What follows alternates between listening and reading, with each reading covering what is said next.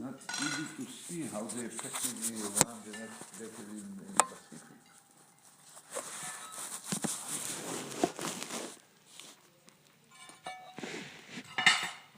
I don't disagree with anything you said, and I don't know.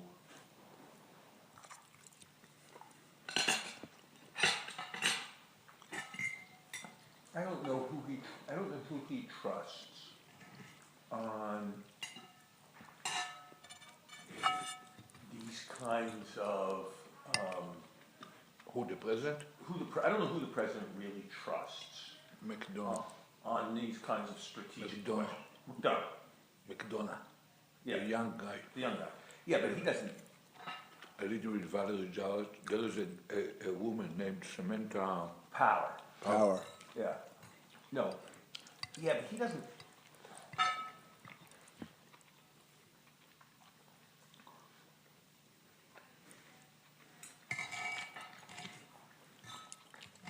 There's a difference between who he trusts and who he likes. Yeah. So, I don't. That's interesting. You know, Valerie Jarrett. Do you know Valerie Jarrett? Yeah. She's an idiot. Yeah. She's? An idiot. I don't know her well enough to tell you. But I noticed that he, I noticed that Obama, he listens to her. His telephone is always open for her. He listens to her. He believes her instincts about politics, about who is against him, who is for him, what's going around, who is cooking what from Chicago to the world. But it's like, do you think Richard Nixon ultimately listened to what B.B. Rebozo thought? Listen to? You may not know this name. B.B. Rebozo. No, I don't remember. Richard Nixon, Yeah. B.B. Rebozo was some kind of business, semi-corrupt business guy who was Richard Nixon's best friend. Mm-hmm. And whenever Richard Nixon went to, Key Biscayne or went to California, B.B. Rebozo was there. Richard Nixon would spend a lot of time on B.B. Rebozo's boat. No. And if B.B. Rebozo wanted something, Richard Nixon was there. No. But I don't think when Richard Nixon was deciding what to do about the China war, he was talking to B.B. Rebozo. Yeah. Okay. That's the way I think. Valerie Jarrett. So in this regard, he's probably alone, but he feels, comparing to other leaders that I happened to meet in the last decades, Obama impressed me as an extremely autonomous person. Exactly, that's what I'm saying. He feels good with himself, even when he's alone in the room. I didn't see in him what we know in Clinton or in our Paris.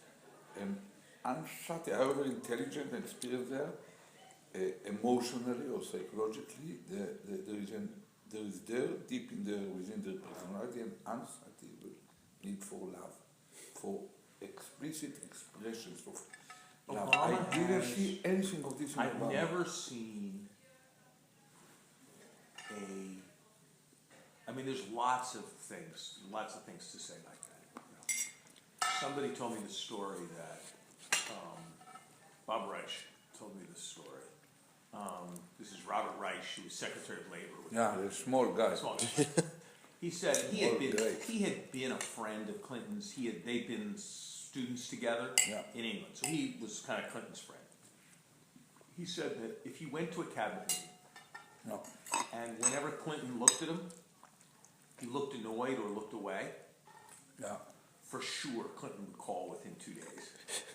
How's it going, Bob? What's up? Is there something on your mind? What's going on? He just wanted the love. If you tried that shit with Obama, you'd freeze in hell before he called. I mean, Obama didn't. He had lunch. He was president of the United States. He had lunch alone half the days. Is that right? Yeah.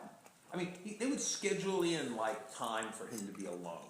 Mm-hmm. And if he did if he did some event where, he was speaking to 1,000 people, No, they would give him like a little rest time afterwards. no. Right. It was too many human beings around. Yeah, he just wanted to be, Yeah.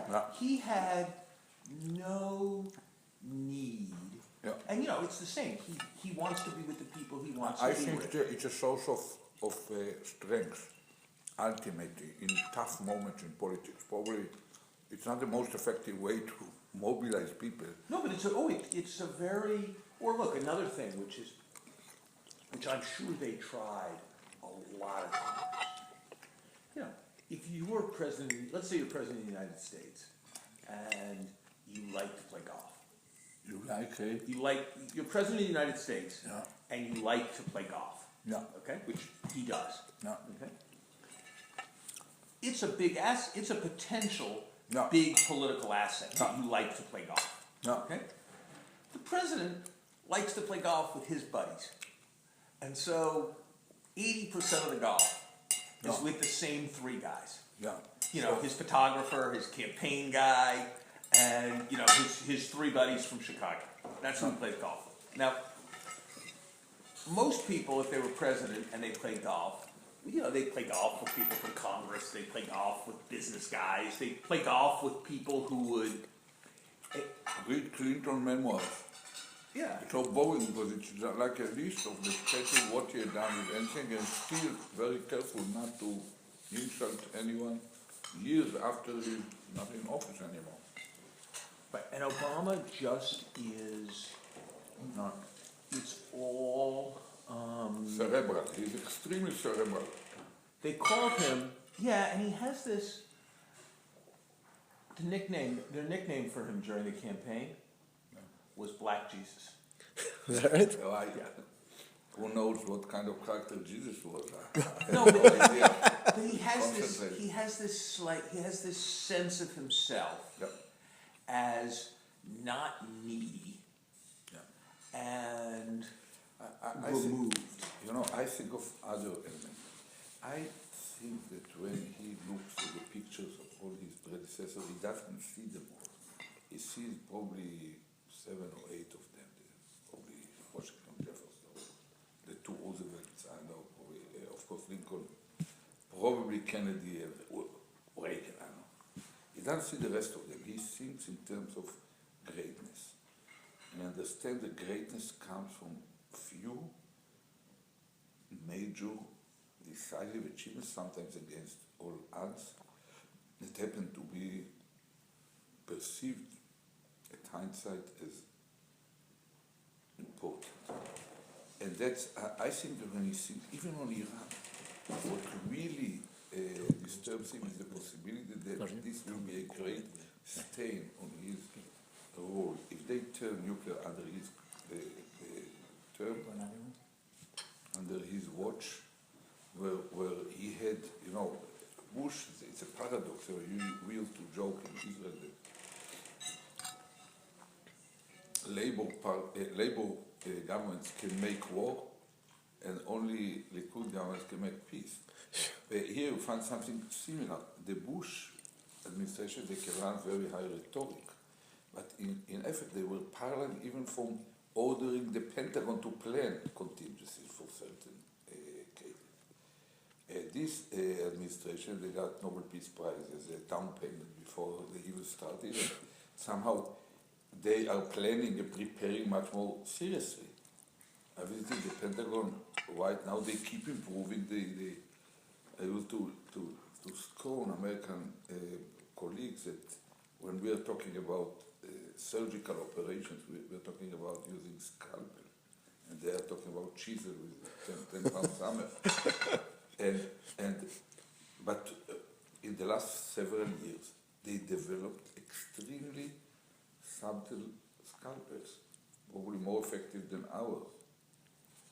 And bearing in mind that they hold the big stick they have anyhow, without having to announce it. Basically, I once told the president, look, I'm confident that if on a scale, a spectrum of operational decisions, a decision to delay the Iranian nuclear program by several years would look more like a raid on bin Laden than a fully fledged war in Iraq, you might have considered very seriously already. It is only the fact that somehow people succeeded in implanting in your mind an extremely dramatic scenario that might eventually develop out of it, that makes you judge it as something closer to the other pole. And that's not an accurate description of reality. But didn't you start out? I might not have this exactly right, but I think he started thinking that part of his grand legacy was that he was going to bring hope and harmony to the big Middle East. Yeah.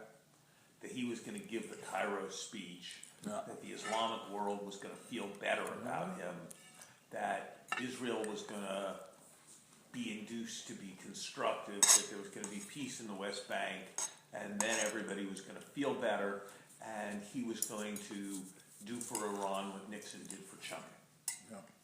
And so I think he started with the idea that he was going to be a visionary great man. And I think he's learned in the last 4 years that that's not going to happen. And now I think it's much more defensive. That is, I think he's trying to avoid a stain rather than to have an achievement. Is my sense. Yeah, which should be tried. Is my sense watching him. But is he? For how long? I mean,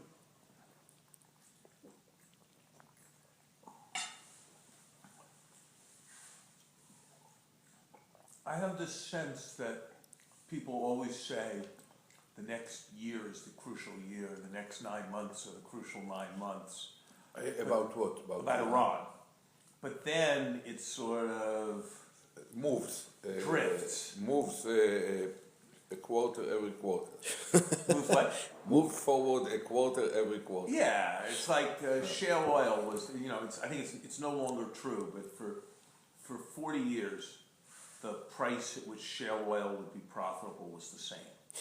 The current price of oil plus 10. Yeah, but when it's 100 plus 10, it's different. No, I'm saying it's no longer 4 plus 10 is 8 plus 10. Right, but it's but is Iran likely to come to a crunch in the next year? What's the crunch to reach a nuclear capacity? Is there likely to be? Well, no. I mean, that's one question, but I mean, I'm not. So things that could happen are there could be an attack. Let me describe it the following way. Iranians will always act based on what they feel, to what extent the other side, mainly the United States and Israel, are ready to act. And they are clever enough to act counter-cyclic, namely when the attention of the whole world is somewhere else, or where for other reasons will be paralyzed from doing something, they will be acting.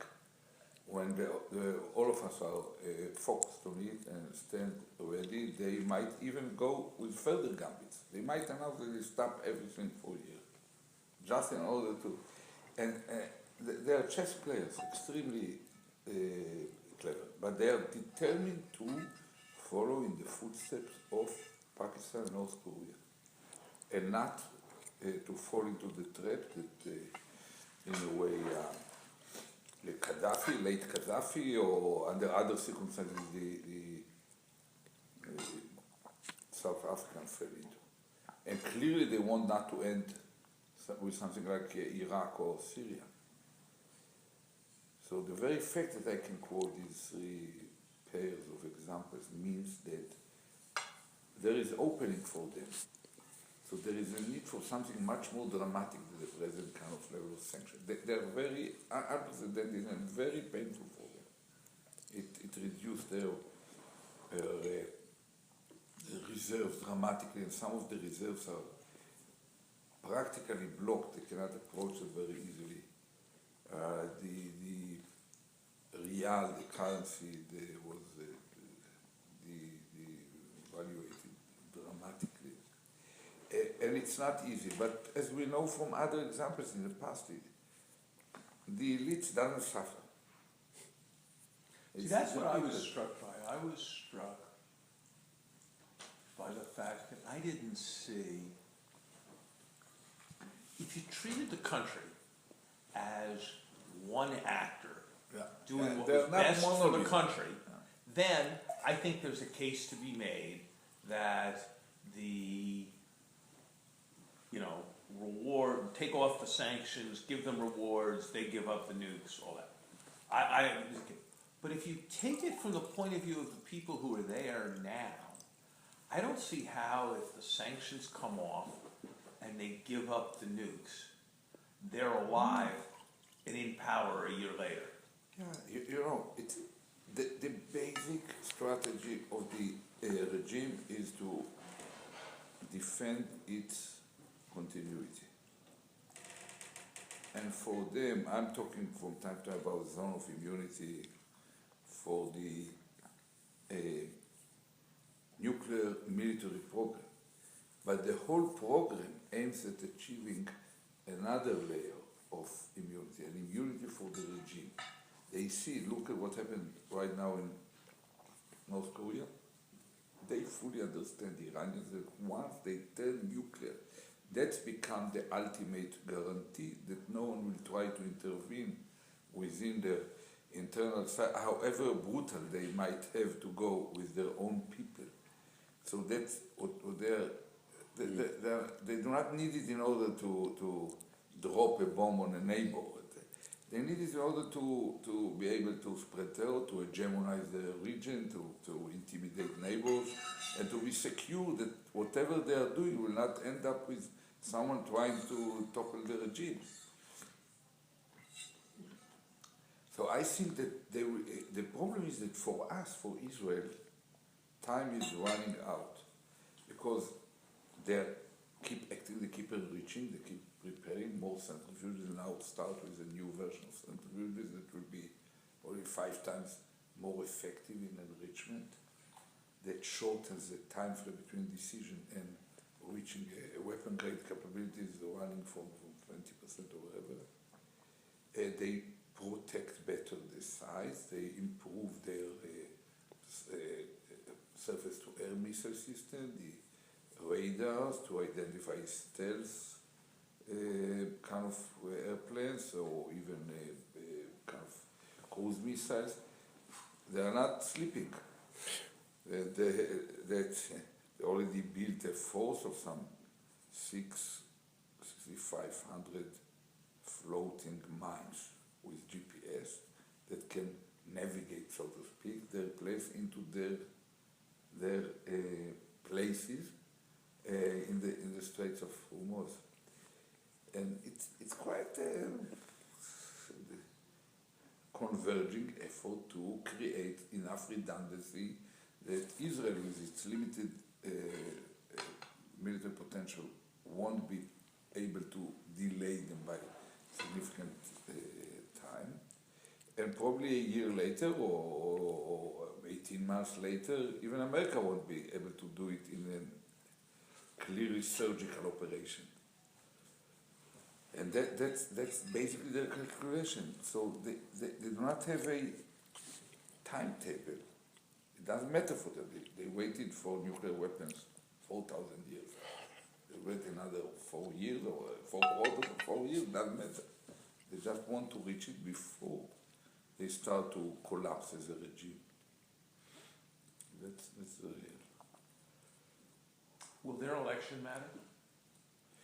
It matters because it gives excuses to those who doesn't want to create a moment of truth, not to reach this moment. under normal situation, the coming spring, it should have been a moment of truth. So P5+1 is going to meet in Kazakhstan. Afterwards, probably direct negotiation. There was some rumors that Valerie started to. She was born in Iran, in Shiraz. Her father led. Who was that? Valerie Jarrett was born in Iran. Was she really? In Shiraz. Her father was, before the revolution, he was heading a hospital financed by some international NGO, by American government, somehow to help the Iranian people. So she was born there. And some others, even, some former players, including one of my former colleagues and some former leading ambassadors, try to create a direct contact with the Iranians to try to clarify what would be the terms under which. And the Iranians assume, I know it, I'm not guessing, that this type of guys would not have contacting them without informing the NSC or State Department, Pentagon, whatever. And so for them, even if the intention is not this, it is read by the Iranians as, and they might end up. I recommend it to my colleagues here too. I told them we cannot pretend to be able to tell you whether to talk to them directly or not if you feel that's ultimately necessary to, absolutely necessary to make sure that you exhausted all alternatives. But if you do it as early as possible, so that coming the election, coming April, they will have to face a choice, because if they reach election and you are still negotiating with them, they will tell their people we are standing firm against the whole world, including America. They're all crawling to our doorstep to ask for some concessions, and at the same time they keep moving. It's ridiculous. And I guess that even after election, someone else will be elected, whoever he is. There will be people who will say, oh, that's a moderate. Assume that they will elect someone who is less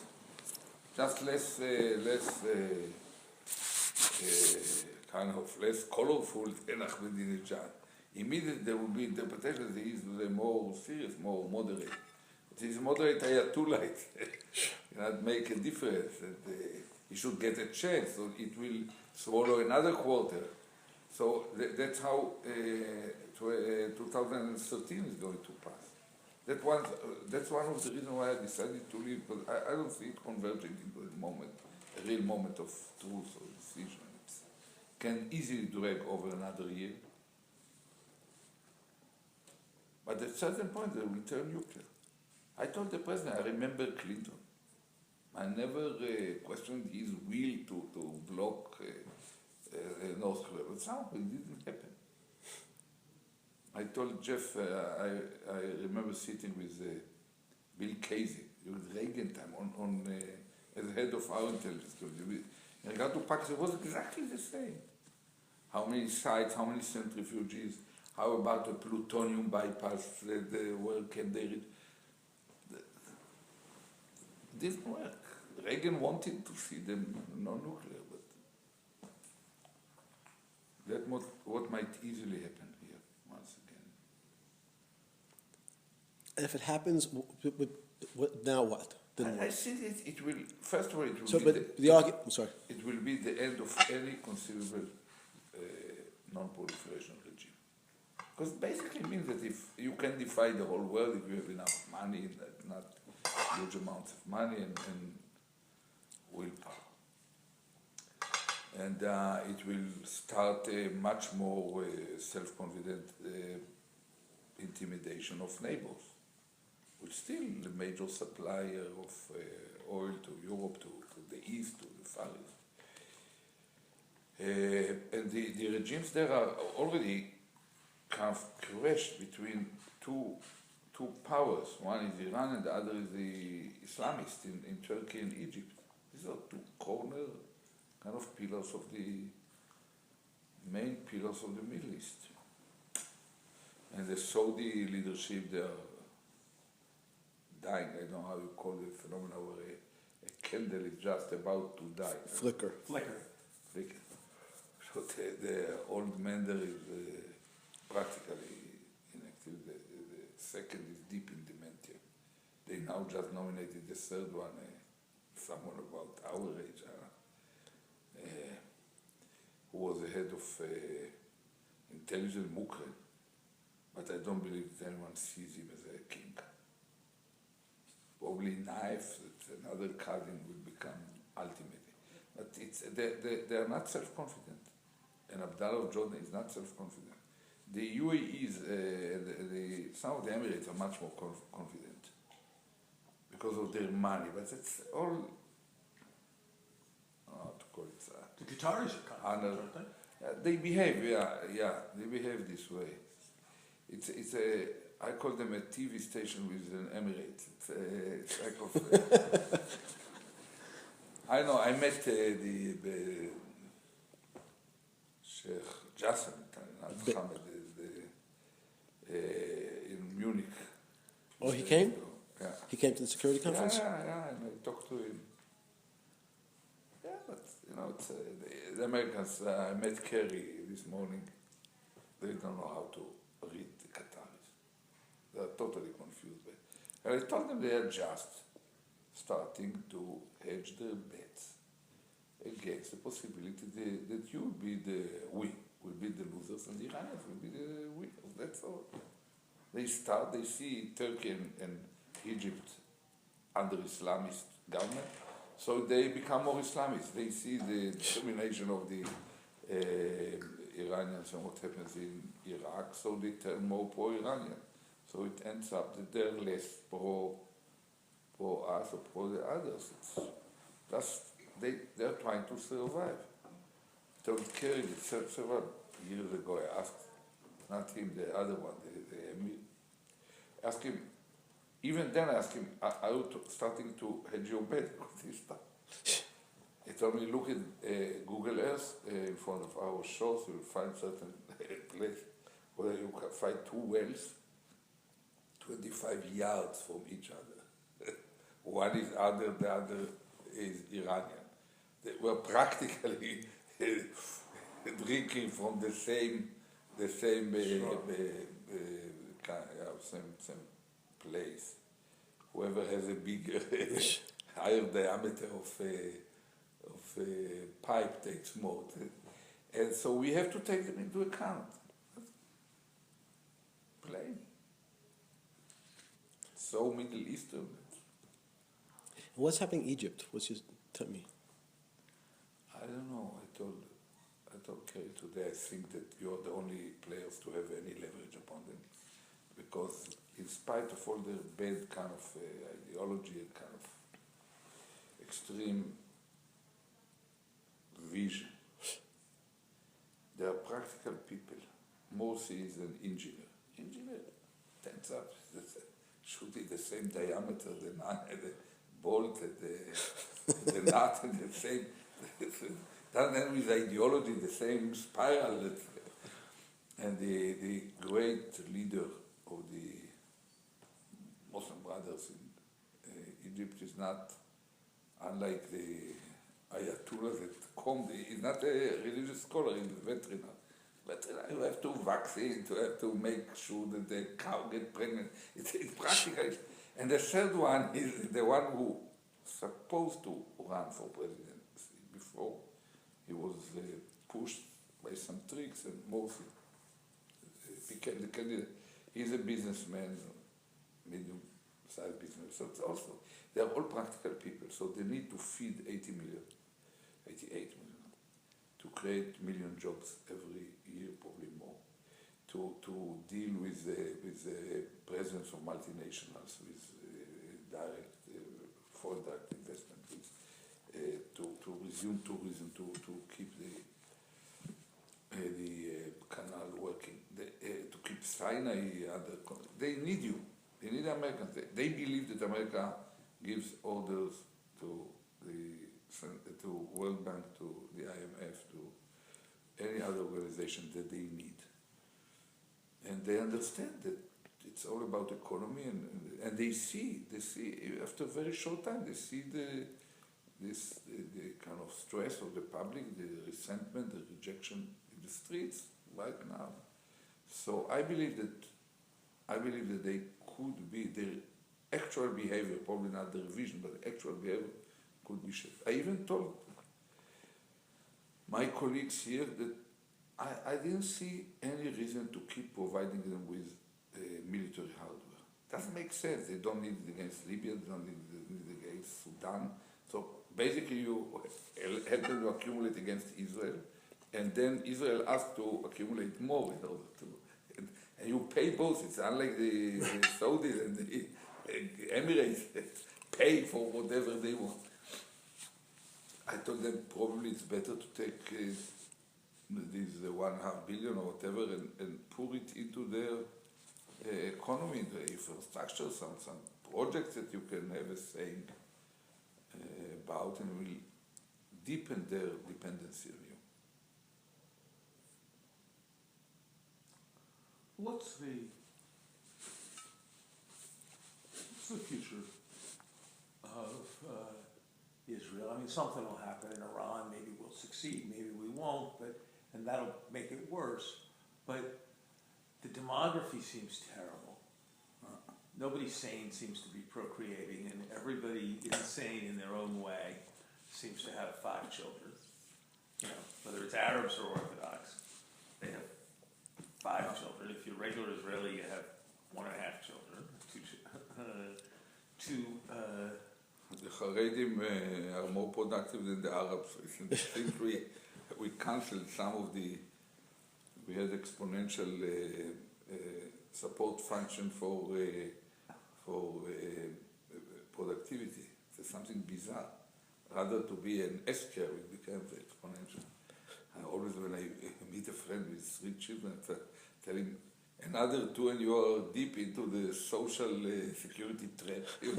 That's your job. You can sit idle. No, I don't.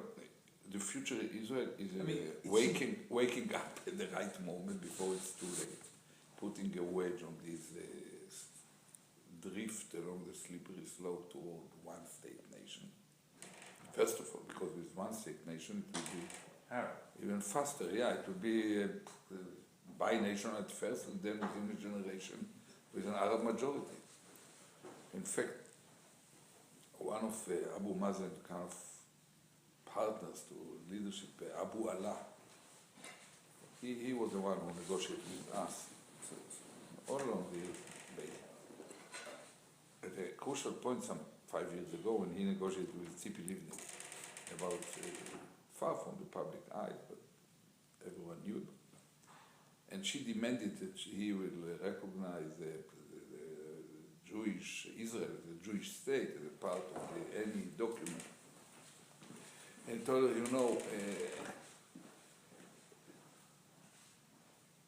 lady, it's cannot do it. If you continue with this demand, probably will turn into one state, big state, from the Jordan to the Mediterranean.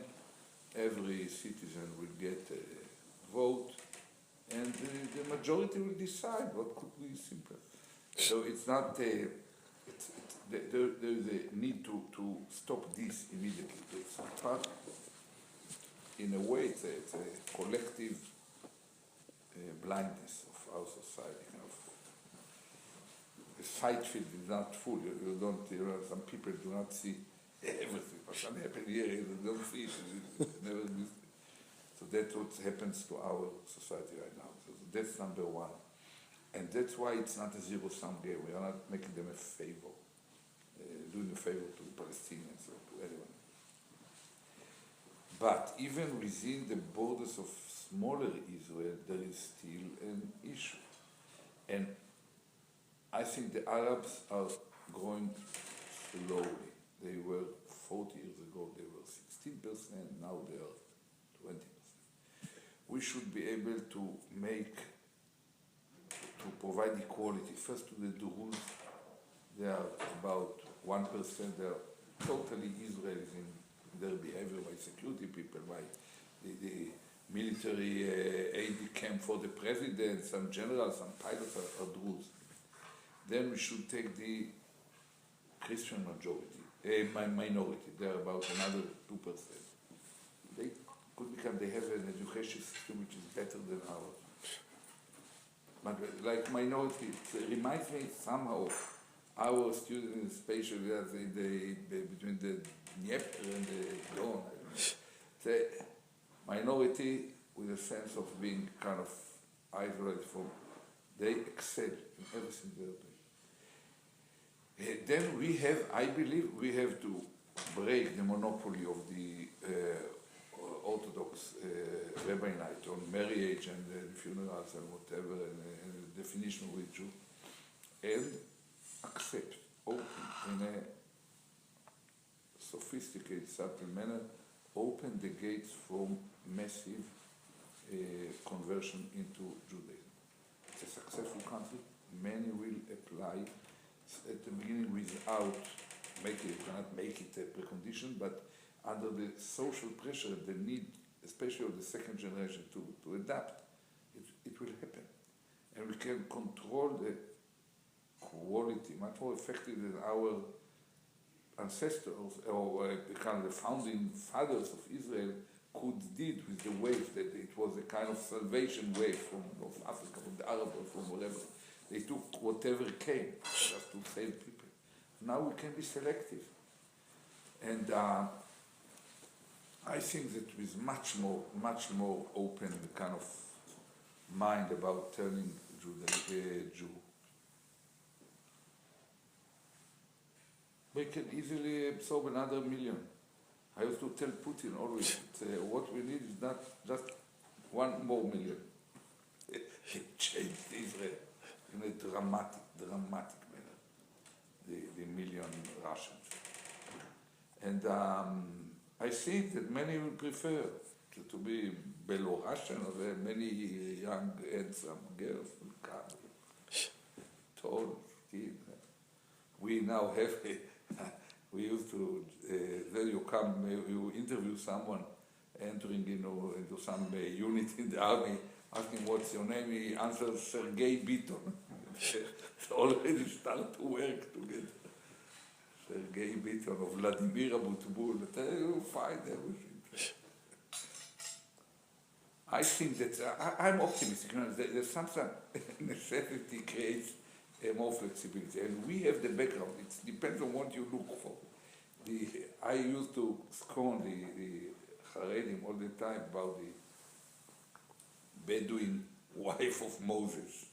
He went to the desert, they brought a Bedouin wife. Zipporah was Bedouin.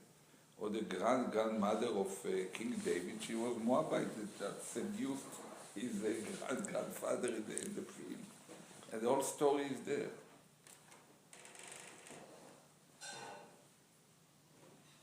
So we can be more tolerant.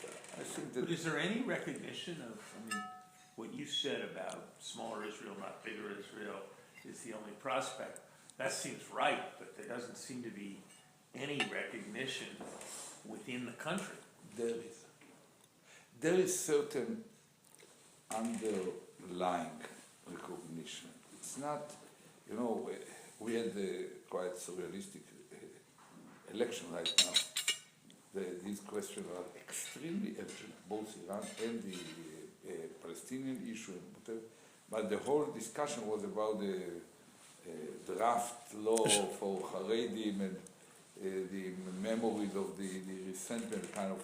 We had much more genuine, a wider scale, Occupy Wall Street kind of equivalent, but more genuine, really mobilized. Massive, and they appeared. They took the son of Tommy Lapid, a journalist that everyone knows because he handsome, and he appears every Friday evening on the most popular TV, kind of the anchor. And he became, out of nowhere, not a drop of a. It's like taking a presenter of a bank, making the CEO. It's a kind of a, and became the second largest party. But that reflects somehow the uneasiness of the mainstream Israeli old elites and the youngsters from what we are doing. So I think that probably a wake-up call will come. This way, I always hope not through a painful crisis where you have to bury the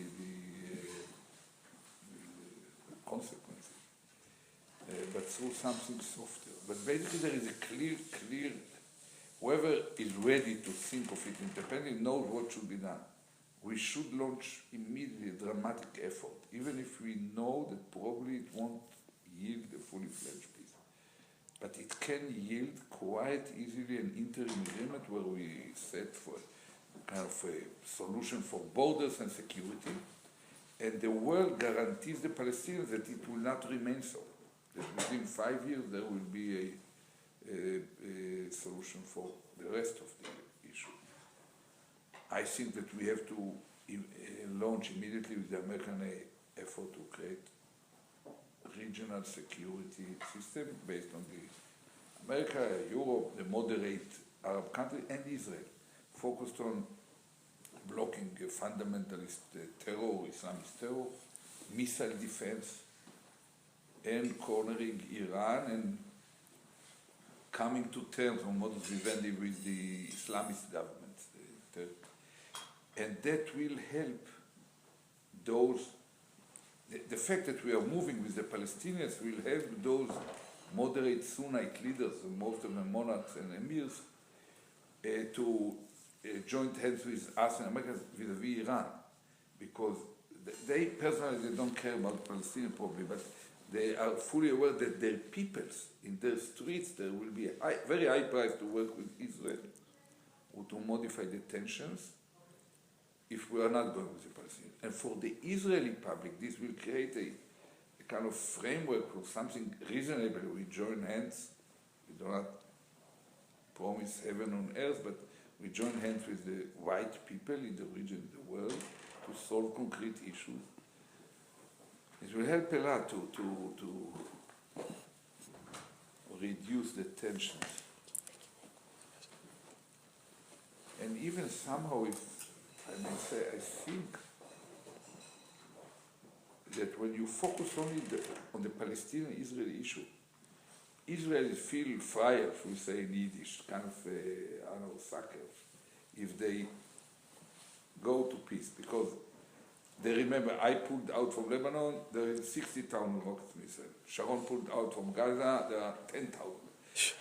If Bibi will pull out from the West Bank, there will be just behind the, when you come to land, to Ben Gurion, you go over some 2,000 feet over Arab occupied territory. It could be crazy.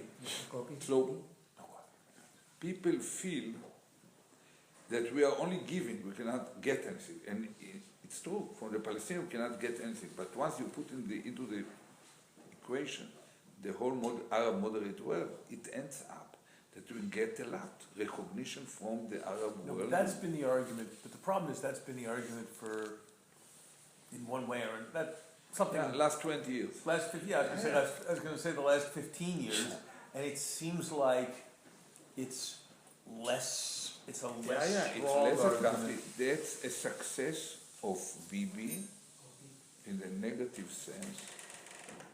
He became successful in convincing our people that we did our part of it, that we tried, and all the responsibility is upon the shoulders of Abu Mazen, which is not true. We never tried in the last 4 years to make, were never ready to make painful decisions in order to have a breakthrough. Played around. Abu Mazen is responsible partly for what happens. Americans made mistakes, the Europeans made a lot of mistakes, but that doesn't, cannot justify our, I don't know how to put it, failure for. Yeah, and it's true. Abu Mazen doesn't help. He's not an easy client. Do people expect that Obama and Kerry are going to invest heavily in Israel-Palestinians? No, I don't think so. Or that they're going to stay away from it? Probably they dream about it, some of them, but I don't think that. I think the reason of Obama visit is that he has to do it. There are even some stories that it was born in not exactly normal way. That Paris, who got here a kind of liberty medal, planned to bring Obama in June to bring him some medal of the Israeli president, but to participate in a conference that Paris initiates the last several years, every June, and to participate in his 90th birthday. If you can't arrange a funeral, at least arrange a birthday. And it was promoted by some people who supported Obama actively. So he said, okay, yes, no problem. Then his people heard about it, and some Jewish journalists heard about it and said, are you crazy? You're going to make a private visit to Shimon Peres after 5 years of missed Israel. You have to, the only way is to make a formal visit and to be hosted by the Prime Minister. So he found himself there. Then he thought twice and thought, yeah, it's not that bad.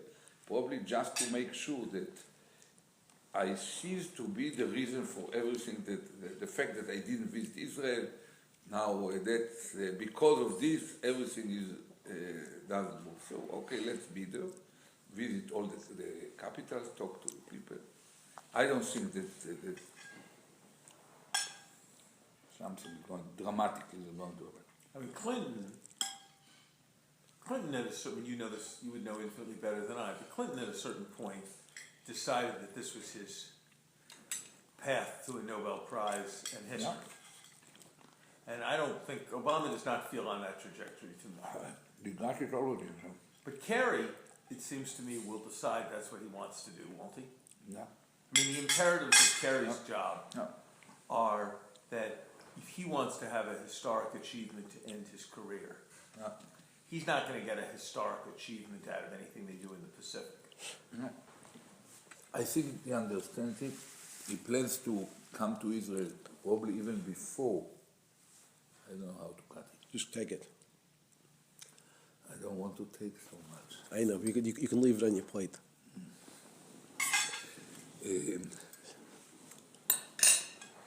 I think that, Kerry made several missions for Obama in the past 4 years. Sometimes with Palestinians, Afghanistan. sometimes with Karzai.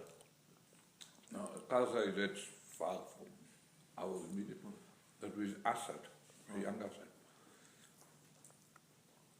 When he came as a kind of freelancer, he used to be always over-enthusiastic. If by his very enthusiasm, it will Infected. I will call it, contagion will take place, and they will all enthusiasm. Before they land, they will have something that I think. I looked at him. I spent some time with him one-on-one.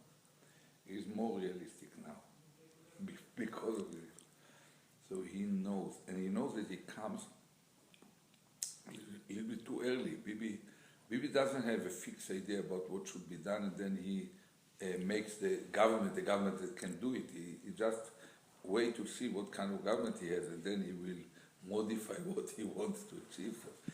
If Kerry comes too late, too early for this, but he wants to make sure that Abu Mazen is with him and will not disappear, that's all. He's more realistic, he will try, but I think he needs a lot of luck, probably some intervention from heaven or from other players too. That an opportunity for a fully fledged agreement will be created.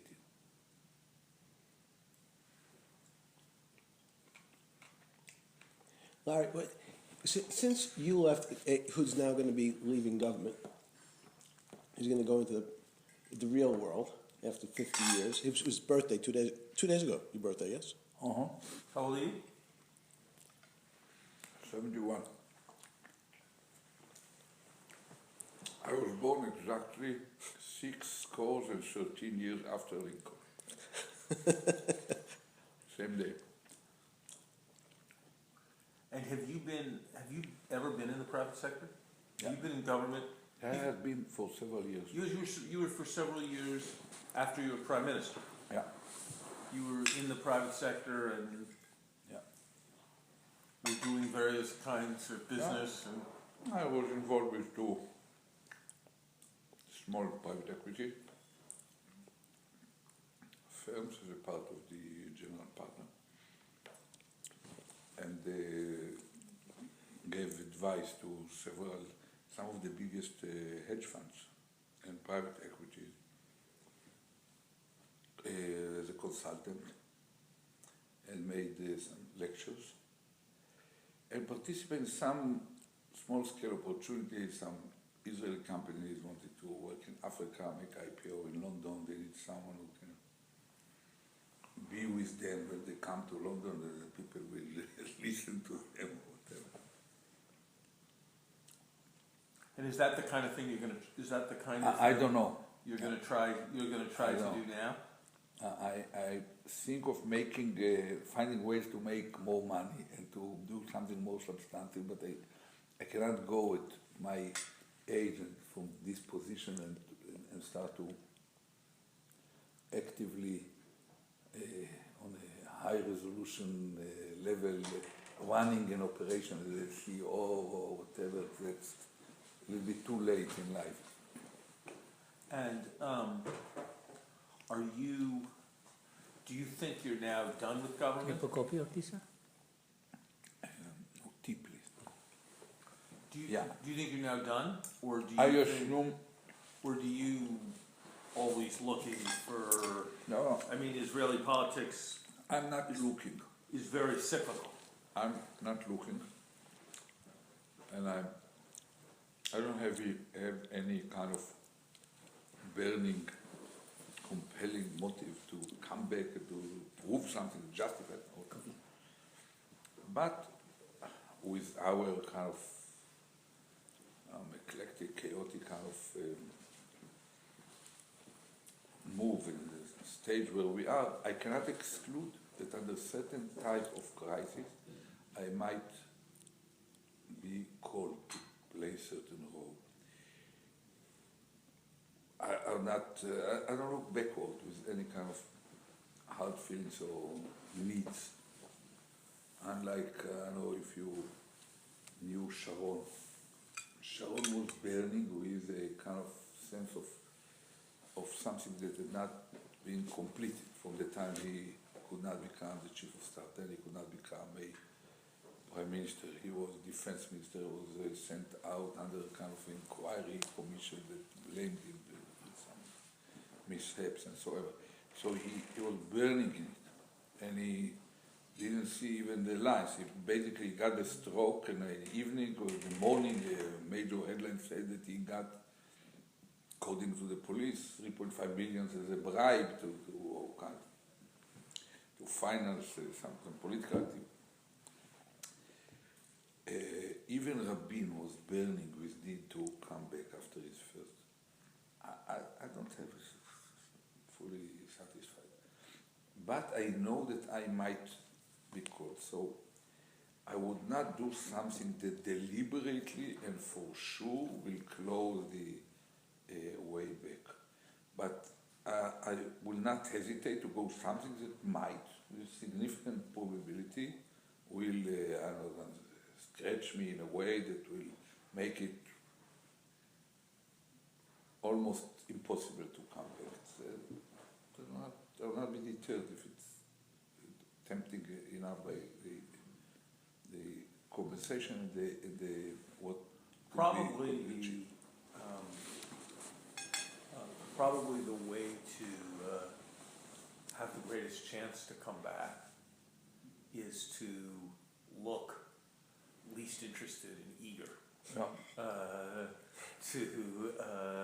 to come back. I think that's an irony of. Yeah. I think an irony of political life is that when you look like you don't need it and don't want it, it's you become more desirable. You become more desirable as a consequence. But you would go back to government at this stage. I wasn't prime minister of my country, and I'm not going to be president. I'm not going to be president of my country. I am, I think, in the same general. I'm a little younger. I'm 58, but I'm in the same general place. I think that Ehud is. There were moments in my life when I was burning to do things. I was burning, in the 1990s, I was burning to become Secretary of the Treasury. I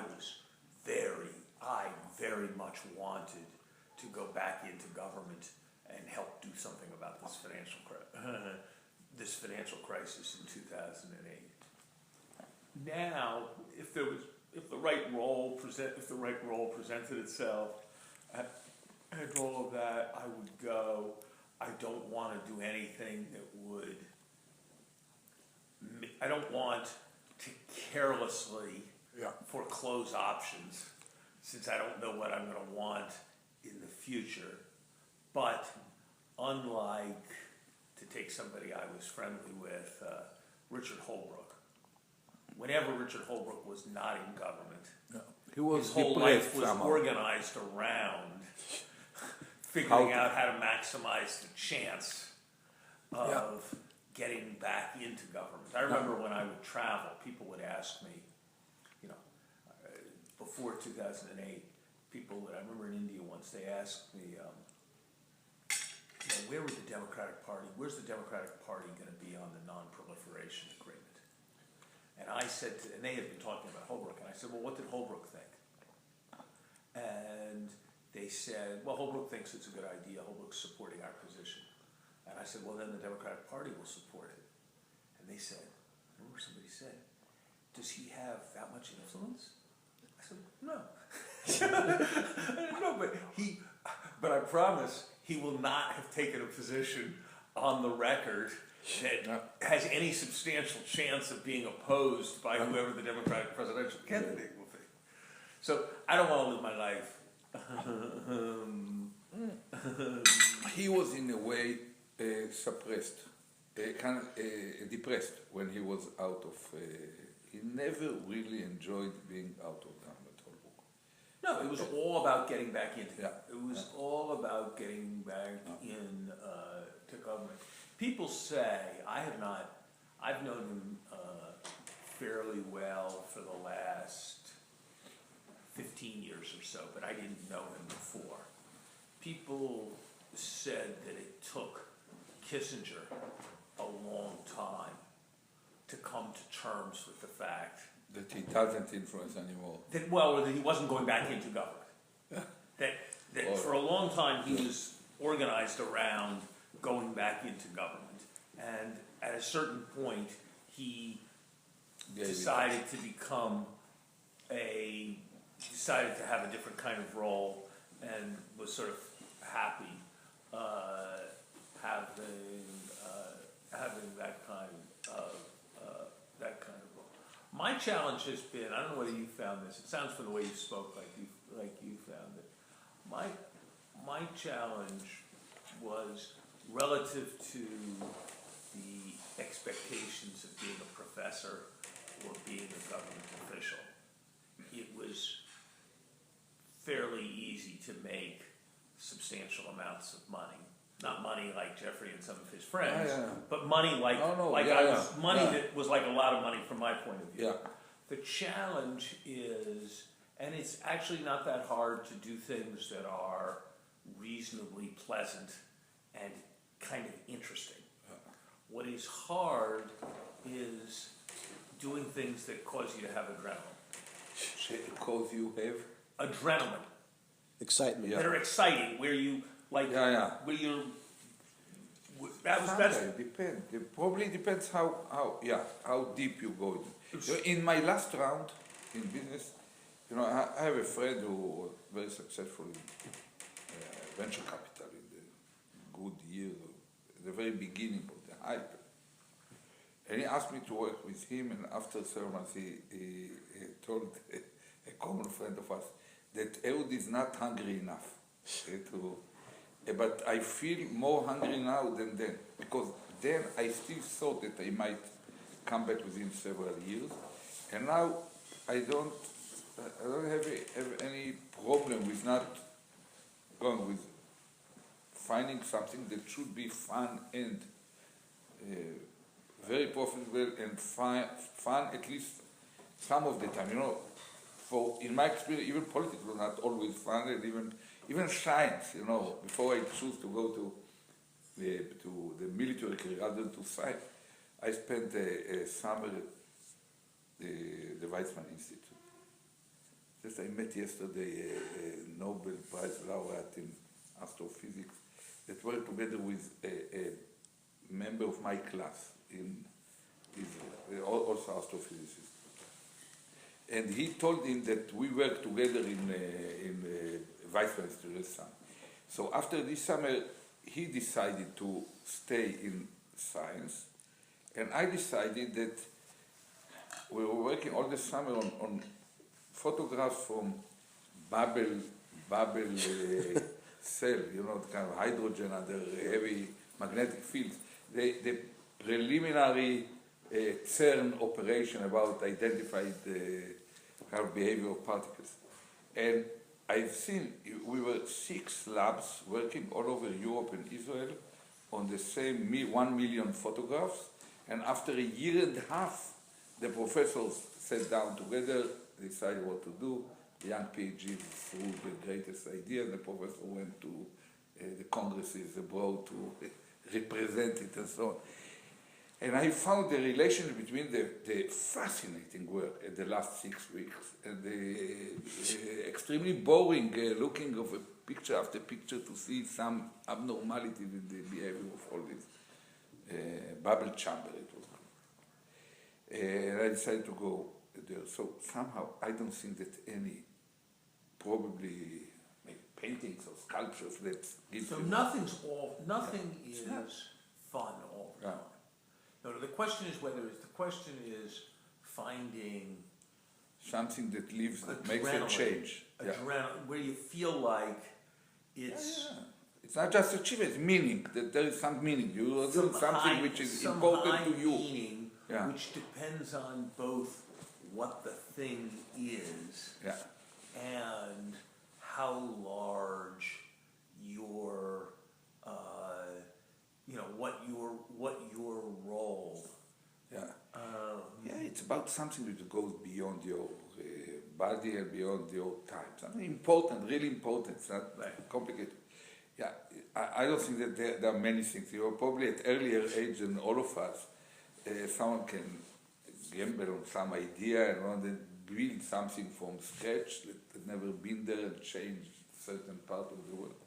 It's not for us. The most we can do is to use our capacity to integrate things, to make judgments and to make good recommendations, to back up what we say by 2 or 3 layers deeper into certain area where we feel confident, and probably to find a way to join such efforts in a way that creates synergy between several kinds of us. I think that there could be. I spent probably all the day last Saturday or the week before in Munich, meeting with probably 20 ministers of foreign affairs and heads of state who were invited there from Georgia or to Mongolia, Montenegro, the Albania,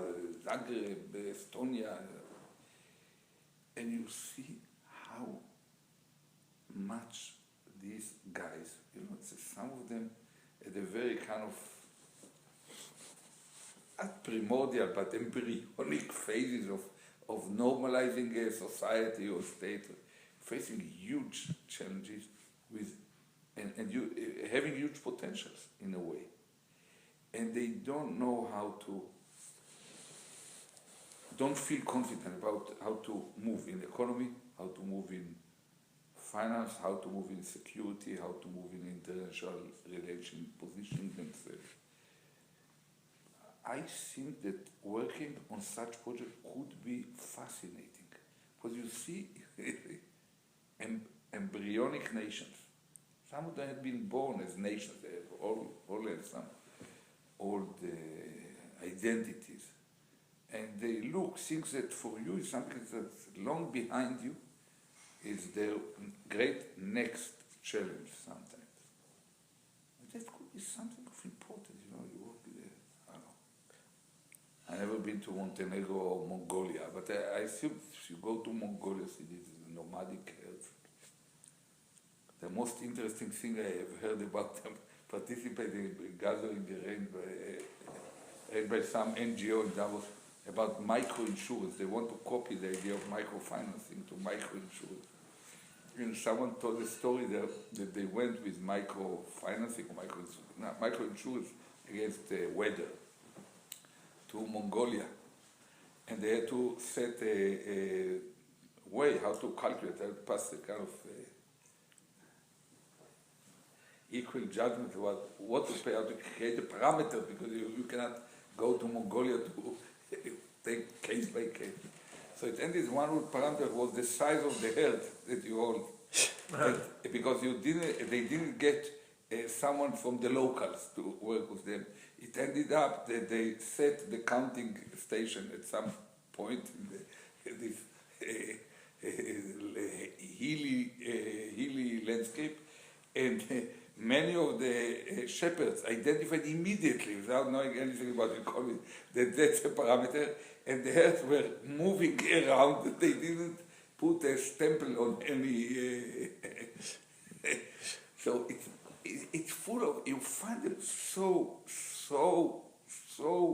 deeply backward that it gives a sense of something that you can do with all that you accumulated to make human. You cannot invent a vaccine against, I know, some remote parasite in Africa, but in sub-Saharan Africa, there are huge opportunities to help them.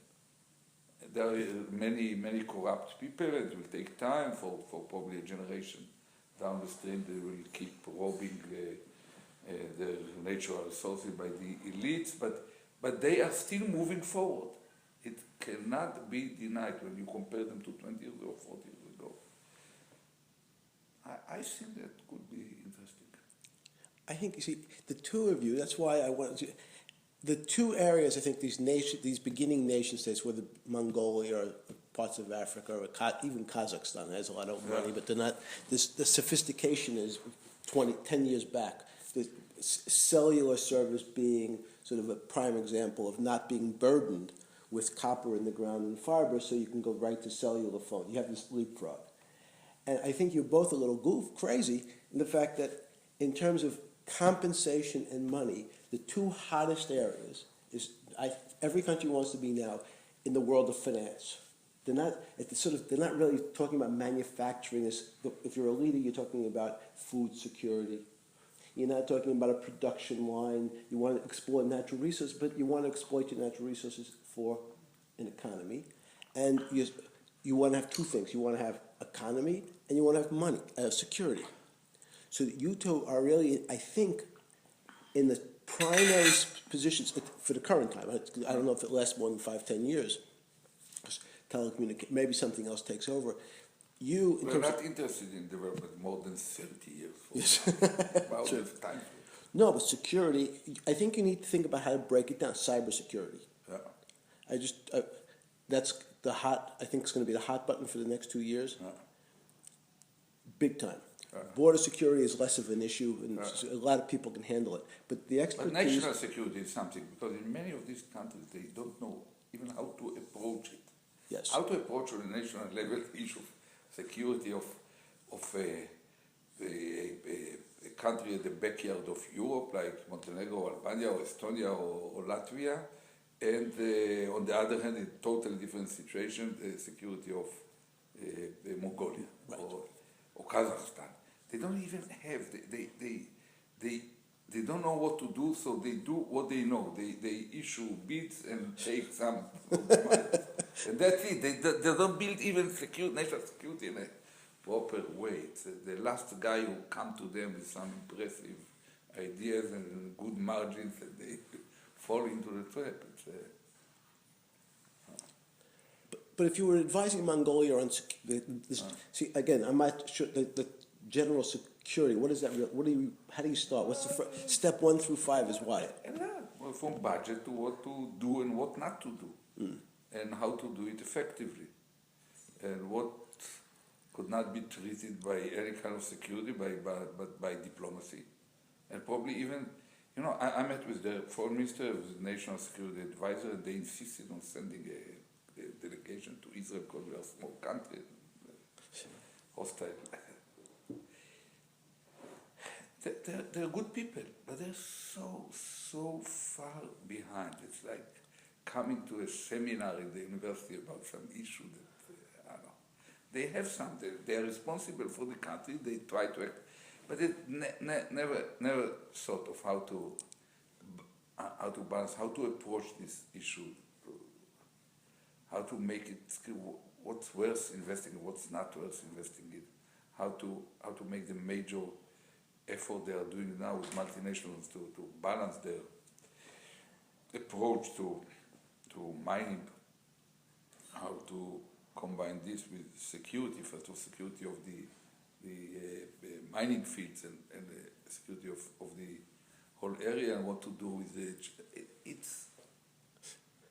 they're trying to find a way. They're reasonable people, but they afraid that some of the advice that they are given are motivated by great powers behind those who advise them. There is an issue of trust.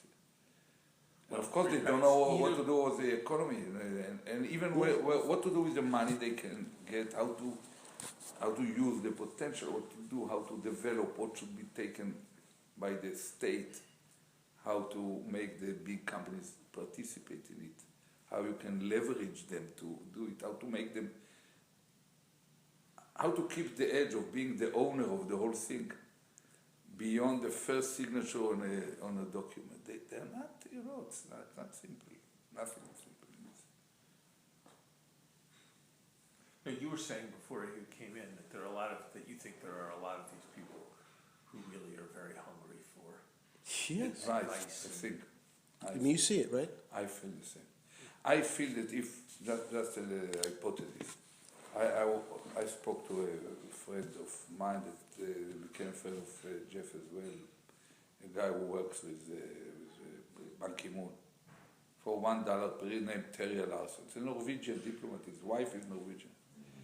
He had some trouble, so he left the public service. His wife remained there. And he travels all around the world on behalf of now assume for a moment that you and Jeff and myself and this Terry Larson establish a consulting group that take on a basis of countries, sovereigns, to give them advice, strategic advice on macroeconomy, finance, security, and international relationship. And these all things for leaders, even democracy for government, but clearly for a more kind of autocratic leader, it's a gestalt. They don't really see a difference. Everything touches everything else.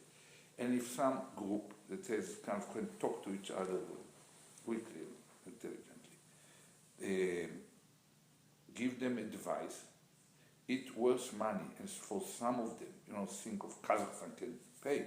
In fact, they are paying. By now, they are paying for more than one channel. They want second opinion, third opinion, and a spatial opinion of this and that.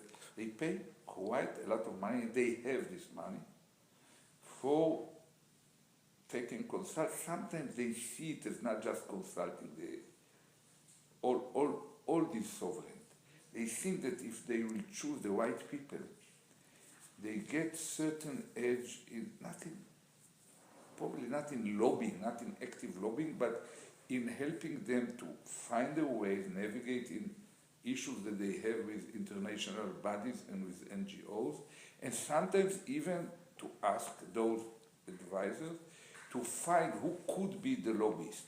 If they have to pass certain, I remember Nazarbayev came to me 10 years ago because he was isolated, he was frightened by some investigation that was went from the United States, I believe, about some behaviors of his government. Sometimes they need an access to the ECB, to the World Bank, to access. You have to be careful of is, I mean, it's a little different. It's probably a little better. They probably need access to America more often than they need access to Israel. Yeah, but they rely more on the advice from Israel than advice from America. Because Israel's problems are more like their problems. No, because Israel is small enough not to threaten. Right. We are supposed to have That's good right. contacts all around the world. That's when I talk to the Mongolians, they ask me, can you talk to Putin? I said, yes, I can talk to him. It's important for them because there are many antagonisms, and if a Russian or an American, if a Russian would come to them, they would think that he works for Putin. If an American comes, they might find that they find themselves within a bigger game. So we have that's right. No, we have certain kind of procedure of being connected in the world and not threatening anyone. And you have a sense of having been extraordinarily effective, given your I mean, Israel has a sense of having been extraordinarily successful, effective, and strong, given its location and its size. And so, and human capital. I'm not sure whether you have the same human capital in Mongolia, but they know it as well. No, but I think if you're a Mongolia or a Kazakhstan, I'd like to have a generation ahead, like Israel had, is a natural way to think. Whereas I'd like to have a generation like the United States. It's just different. I mean, they're just going to be in a different kind of. No, we are also a source of unique, cutting-edge knowledge, Israel, in some issues which are extremely important for them. Water processing and both disseminating reuse of water and even the effectiveness of use of it in agriculture in semi-arid and arid areas. We have the most sophisticated agriculture on earth. The real point is that all players are Israeli, so they sometimes take 2 kilograms of newly manufactured, genetically manufactured seeds, bring them to Cuba or some Angola or wherever, and within 5 years we have competitors. So we have to excel in running ahead of the wave in R&D. And we are doing in agriculture, and you know better than me that there is a need to probably double the food production within a generation or so without kind of. But you and I aren't going to tell them what seeds they want to use. But the direction could be to the people who are going to tell them that. And there is Jeffrey can tell us that there could be certain kind of practical economic benefit from being able to be the one who point to them genuine, sincere players in certain area. But who are you going to recommend in advance? You can leverage this kind of having the trust of a government. Like be it Montenegro, Latvia, of course the Danish government doesn't need it. But all these governments which are not yet self-confident enough, they feel that they need it. They need experienced people who doesn't You say it's not India. doesn't You say it's not India, but it doesn't is. lose a sleep of night if they hear of major problems in some countries they face that issues and all. You're saying it's not India, but it is but it is. And probably Mongolia, and maybe it's Sri Lanka, and maybe it's. Yeah, many. Out of the 194 nations, I can easily think that some 50 needs it, and we cannot work in 50 places. And some of them are potentially quite rich, or with other potentials to create money that enables them to pay for it, and they feel it or realize it.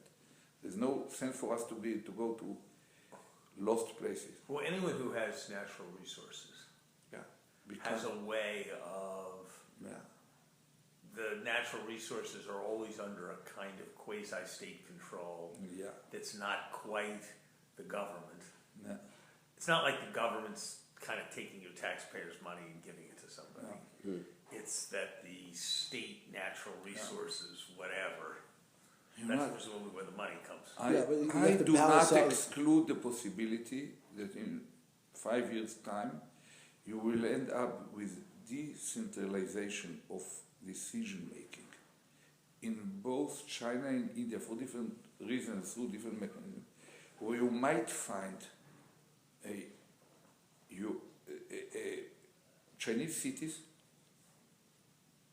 not just the provinces, but cities, with enough authority and enough resources to hire their advisors to operate. They basically think of themselves as under the idea of centers of excellence. They look and they see, we are just 400 Singapores, basically with the same ethnical background or some even more advantageous, more homogeneous. And if we can copy 400 times Singapore, we are the real success of the world. When you meet with Chinese mayors right now, first of all, some of them have population under control, which are medium-sized to big. They are bigger than most of the European countries, like Austria, Switzerland, and Denmark together, the city. And they get more. That's part of the way of the Chinese to face the threat of losing control as a result of social. The whole transition bodes ill for there. It's not going to be a smooth way for them. And in order to face, they try to anticipate and to find generic solutions, not to concrete, but through processes that will smooth the hitting of the problems. And India, for different reasons, they come from another direction, but they also, you might find that in Indian states, they will get more autonomous capability to take. They have the governor who's supposed to intervene on behalf of Manmohan Singh, but it's only if things get wrong in an explicit way, illegal way, big scandals that comes to the surface. So I think that there is a lot of work. It could be fascinating because it's really, in a way, it's using what you accumulated all along your life to help real people facing real problems that you are acquainted with, and they don't feel as confident. They draw both emotional kind of confidence. It's a very good thing to do if one can find. I think once you not say hang out the shingle, they find you. They don't know where to go. I mean, they sort of. Who do I talk to? I said by default they talk to me, but they read in the Economist the articles about them in order to try to find a hint about how they right. It's wild. Now you have to be sensitive. There's places like the Congo that have tremendous natural resources, but it'll never. It's zero. You have to stay away because it's impossible. Rwanda, those African countries have. So it's different than Mongolia. I met Kagame. What's the name of the big basketball player? Looked like a kind of president of Rwanda. Yeah. And I believe that Tony Blair is giving him He is. A lot of advice. Yeah. But Kagame, I don't know about No. Kagame. Kagame is, it feels like if you're the president of Rwanda, you should sometimes be in Rwanda. Judging by how often I meet him, going to one conference or another, he couldn't be spending very much time probably, in Rwanda. Yeah, but it's a way to avoid the stress of being all the time in Rwanda. But it's like Rwanda has gas, but it's in the middle of the lake. Right. Are there places in Africa? And what's No, which lake? I think Africa's in Albert?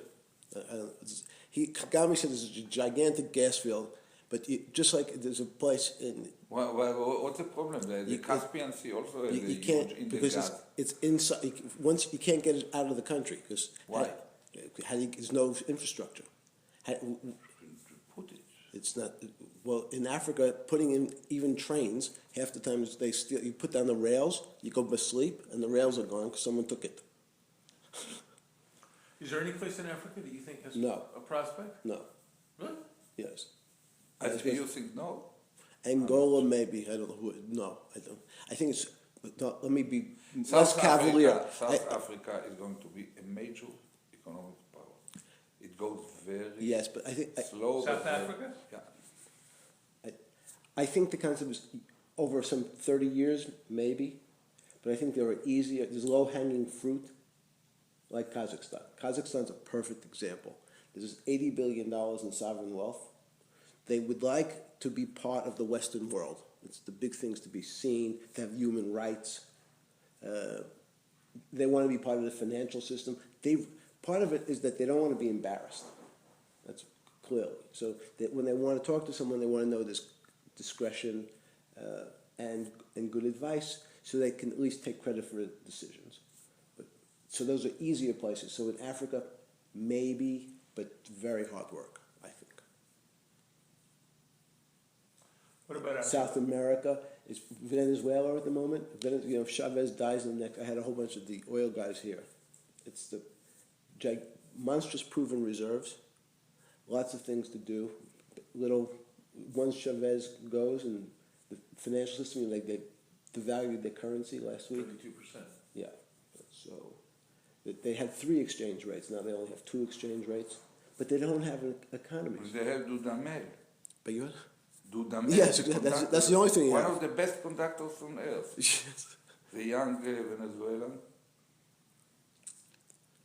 So I think there's plenty of places. China is a different thing because there's that cultural. You both have a great issue in China because it gives them face to talk to you or to you, so that they feel.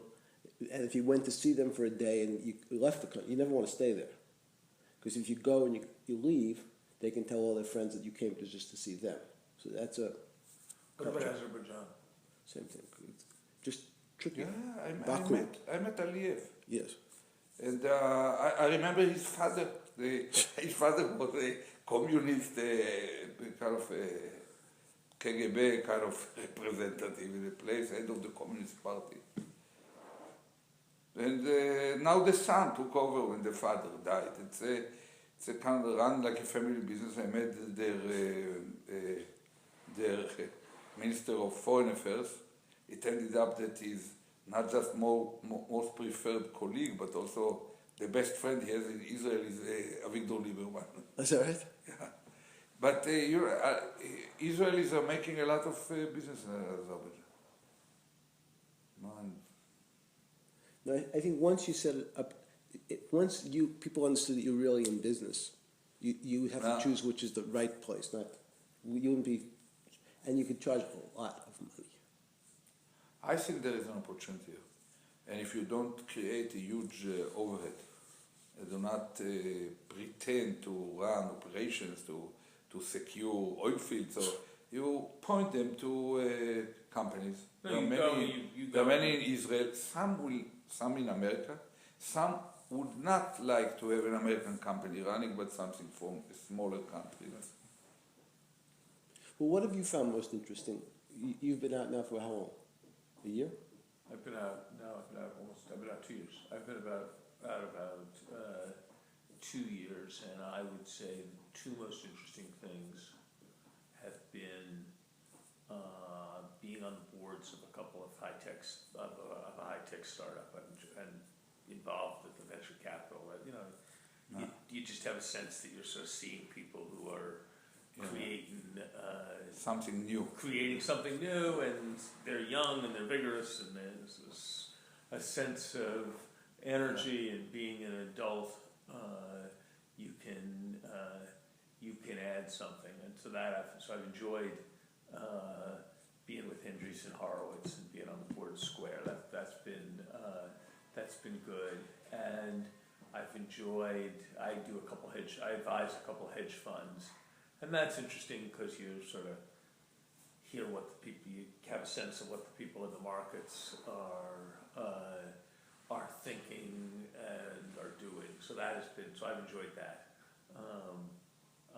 as well, and then I do a bunch of sort of speaking and kibitzing and stuff on a variety of things, which is fine, but is less sort of exciting and stimulating. Well, if opportunities materialize, I don't think you can quite hang out the shingle and say country doctor, but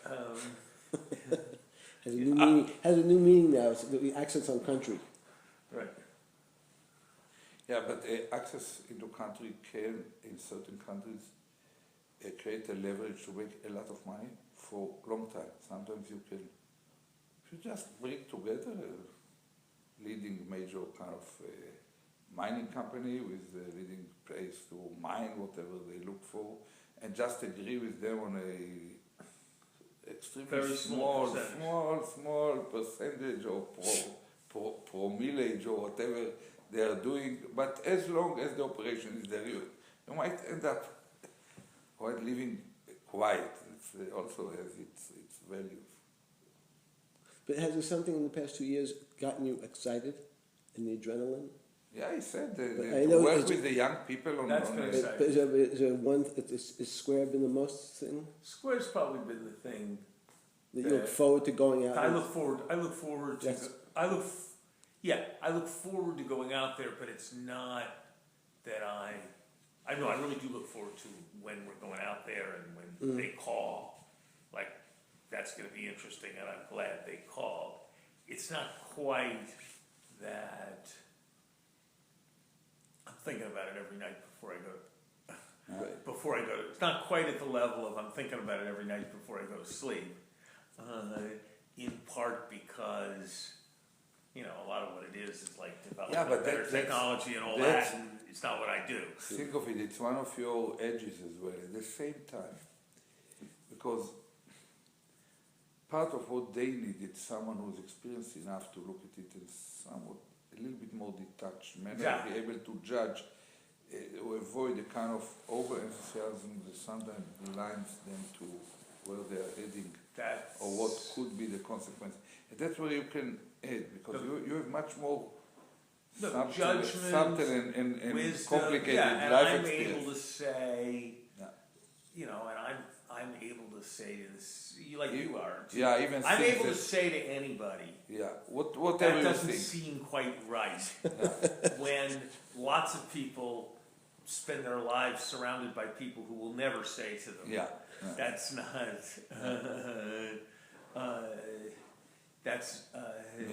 That's not quite right. That's not quite right. No, that's. So I like the things where you're engaged with more young people, and I'm sure in Israel there must be a ton of that. Yeah, Israel is a fascinating place. It's for the eruption of entrepreneurial spirit. Right, it's terrific. And young people. Well, it's very typical to find the best, the two kind of decilons of the population coming out of the armed forces. Some of them spending their time in the armed forces in activities which are basically R&D or kind of startup kind of operations without economic side to it. and they come, they jump energetically. There is a buzz, it's a... Are you going to live? Are you going to live in Israel, or are you going to live in New York? That's a good question. I basically live in Israel, but I am extremely fascinated about going out and see the world, and to be in many places. So I don't feel any kind of problem of spending, I don't know, most of my time out of the country. And that's what a fascinating. But you're home. You're gonna make your home in Tel Aviv rather than in London or in New York. Yeah, but you can fly. And I don't have a problem if I have to spend a full 2 months in New York. Take some place in a hotel, whatever. Or in London or in other place. Before you go, what's your sense of the economy? Because that's good. What do you think's going on now? I think the best guess is that we're Turning around the corner. We're turning a bit. I think, as Jeffrey and I were discussing before, I think there's a wall of money coming into the US. A wall of money coming into just a gigantic amount of money. A wall of money. Pressure. Stock market. Yeah. I had been. It's interesting. I had been thinking to myself 2 months ago, the interest rate, adjusted for inflation, for 10 years is negative. Stocks are pretty cheap. Why isn't anybody in their right mind borrowing money to buy stocks? And now, and so there should be a lot of deal activity.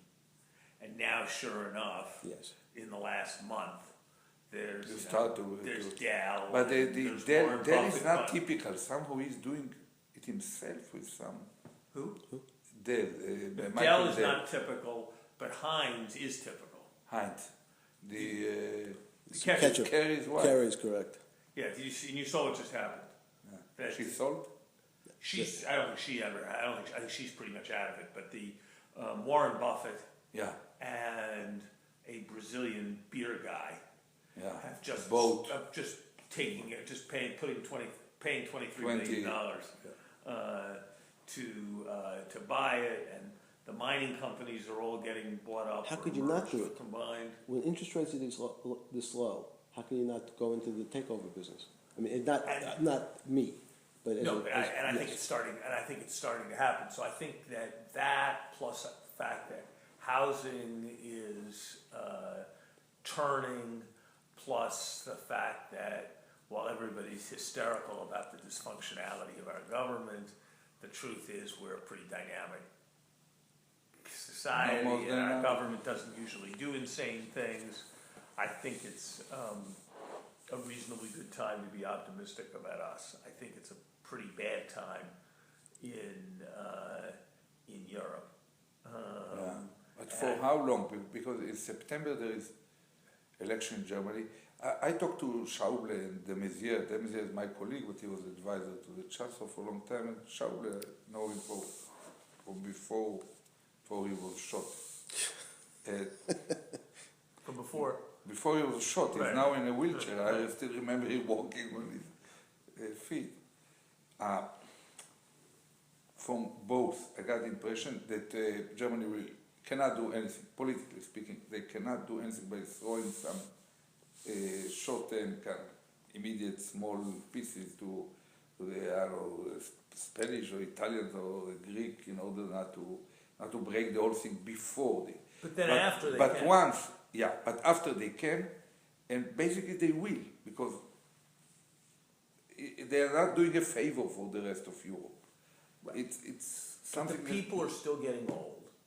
Yeah. They still don't want to work very hard, and it's Not very innovative. Yeah. So I think that Southern Europe is going to become like Southern Europe to Europe will be like Southern Italy to Italy. Yeah. Poor, not very competitive, lots of people not working, dependent, but stable.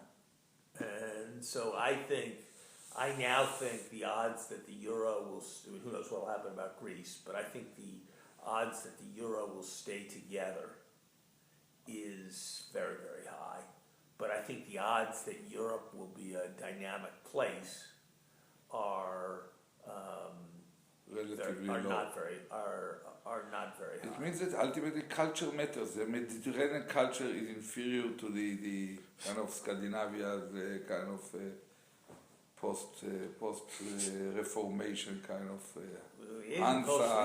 maybe the cultures vary and they work well for 50-year periods and theirs isn't. But I don't know about Japan. I think it's an island full of people getting old. The last thing they invented that was any good was the Walkman, and that was a long time ago. And so I think that they're probably going to try to pump up and print a lot of money. And but this Abe is serious guy? I don't think so. Last time that he was in power, he was not serious. I don't think so. I don't think he's I think he's, from everything I hear and read, I don't think he is I don't think he's a hugely serious guy. All the hedge funds are betting that the yen's going down and that the Japanese stock market's going up. I have gotten more confidence that the yen's going down over the medium run than I do that the Japanese stock market's going up. I think if there's a Paulson trade, Paulson, the guy who made Paulson, I know him. If there's a the one from the mortgage-backed security, right. Go up and then fell down. Right. If there's a trade like that in the next 3 years, I think it's short the Japanese long bond. I agree. Because I think that, maybe they'll recover, in which case they'll stop having 10-year bonds at 70 basis points. Maybe they'll have inflation, in which case they'll stop having long bonds at 70 basis points. Maybe they'll decide that they can't really fix their problems at all, in which case people will start to worry about whether they're going to get repaid, in which case they won't be at 70 basis points. So it seems to me that they're like... What is 70 basis points? There's a spread of Japanese... that's the bond. Over 10 years, the interest rate is 70 basis points. So... But it's been that way for a while. I mean, to be fair... But it's been very low for a very, very long time. But I think 5 years ago people would have said the same thing. You just got to be the same... The widowmaker is what they call the trade. Correct. But they already have for a long time, they have some 200% of debts to GDP. Right, so that's they why... They keep kind of pouring money into the system. I agree with you. I think so that's why I said that if over there the next is 3 a years, success, it will be that. And, when the last time they were crazy, there were more people who thought their stock market was nuts when it was at 25,000 than there were who thought it was nuts at 35,000, because by the time it got to 35,000, everybody had taken their crack at thinking that it was nuts and been wiped out, and so they thought they didn't understand and maybe it would keep going. And that's a little bit how the Japanese bond feels to me now. But tell me, Larry, we have more to worry about inflation as a result of all this supply of wider money, I'm relatively... Or deflation. What's more worrying for you? For the last 4 years, I've been very confident that it was deflation. As time passes, I move my view. I am still more worried about slowdown than I am about inflation. A big increase in inflation in the United States. I don't think countries don't get big increases in inflation without labor demanding wage increases and tight labor markets and all of that. And I don't see any of that coming in the United States. My friend Stan Fisher did a good job in Israel. Yeah. according to most kind of observers, and basically popular. He is extremely popular. People believe that he solved it, saved us from major disaster, and he is highly appreciated in the country. But there are here and there few quite important not economists, but players in the financial markets who think differently. That he did accumulate too much, he did not invest in the right time in gold, that the whole running of because he raised the reserve from some 20 billion to some 80 billion, major move, and that they complained that probably he could have done better if he would have invested more in gold or put much more capable people to run this nostro. It's a huge nostro. You have to run this money somehow, even without gambling. And some even argue that Arnold said that probably did identify too late that what the Swiss have done with their weight could be done with the shekel. So for some time he appeared as if he believes that you cannot fight the market, when in reality you can fight it on one side. If you are so popular that everyone wants to buy you. So there is certain critics among more sophisticated players, but basically the feeling is in flying colors he ends. He's going to leave in a short time. Yeah, no, that was 3 months. That was my impression, Yeah. that he had done very good, that he had been very successful. But that's the thing. I like him very much. He's sincere. He's very sincere. Yeah, and respectful. He thinks slow, but kind of in a systematic manner. Avoid kind of gambling. That's very important to our kind of collective character. Psyche is very hectic. There's this phrase, a safe pair of hands. Safe? A safe pair of hands. Yeah. Yeah. He gives very much the feeling safe. of being of being a safe pair of hands. You know, the thing about I think it goes to sort of some of what you were talking about.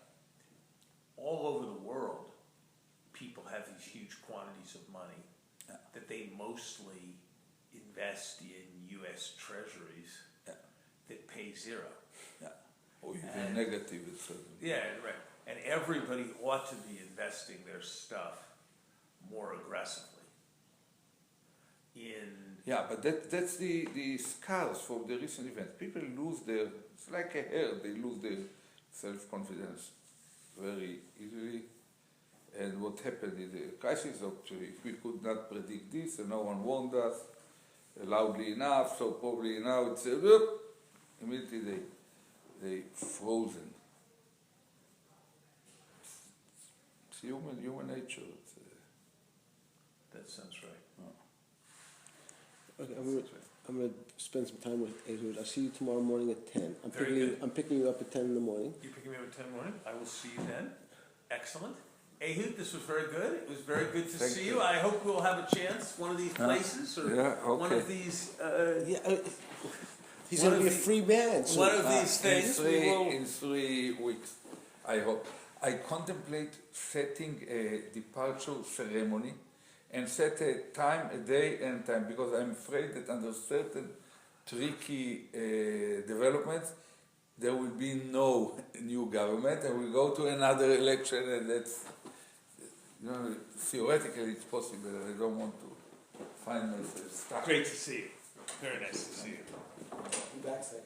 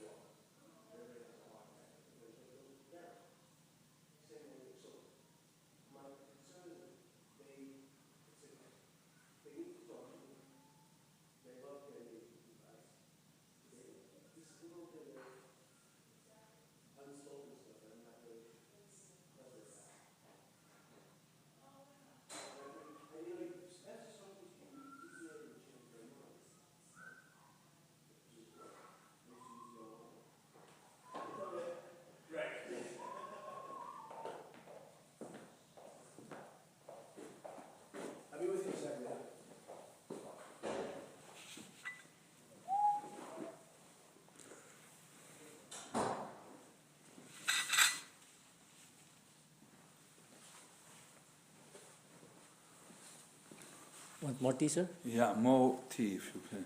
Yes, sir.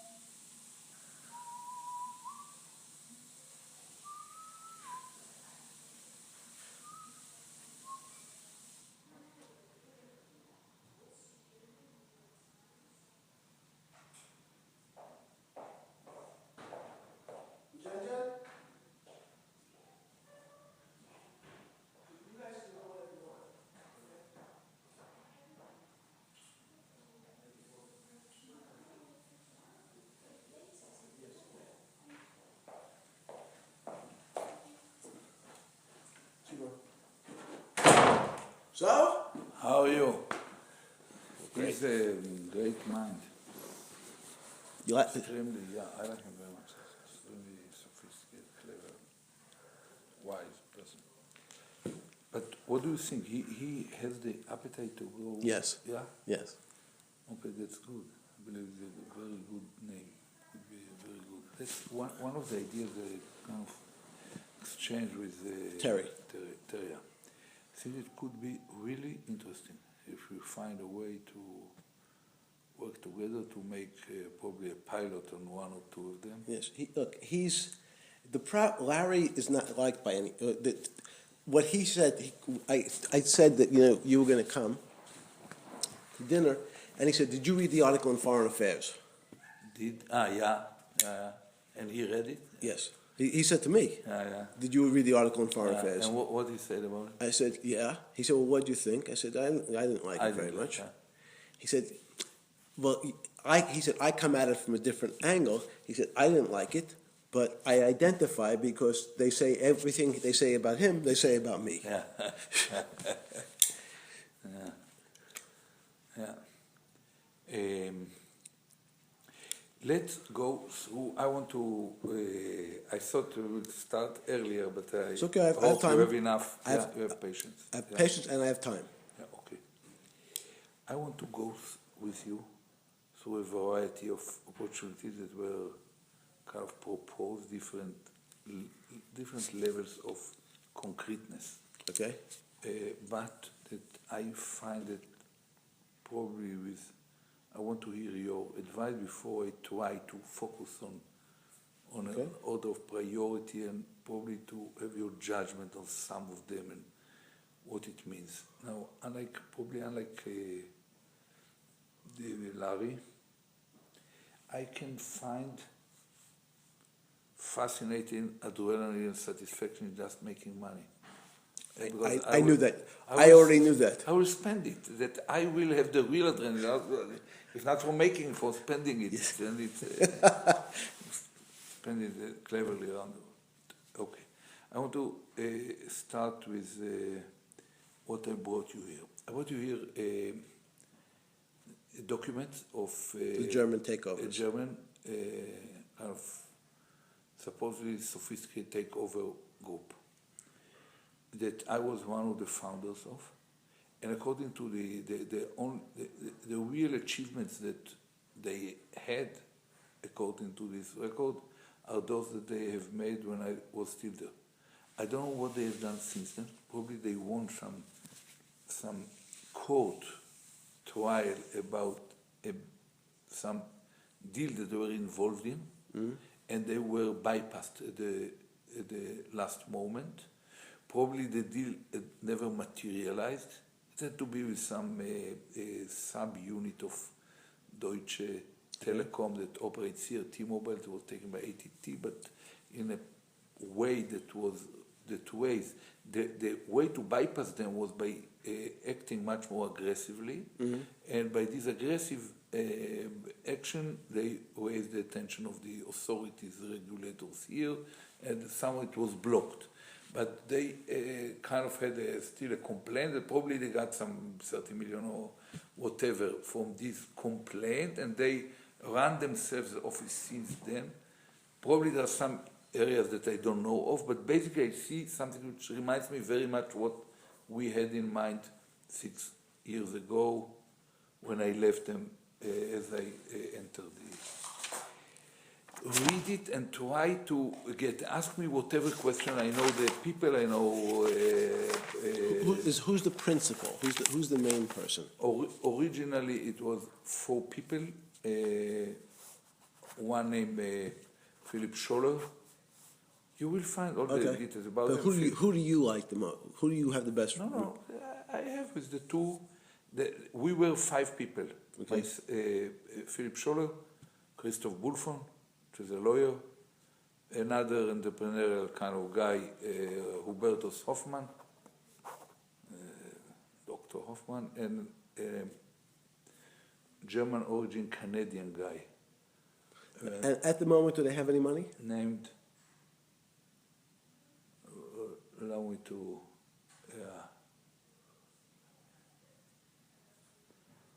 what is it? I will remind in a moment. Okay. And we were, basically 4 of us, we established a German operation, registers in the islands, BVI. That you will read it. It's I will. Kind of, you will find it. Basically, the idea was the following: there is suppressed value within the DAX leading companies, from the biggest to the smallest, the leading DAX companies, because of 3 elements.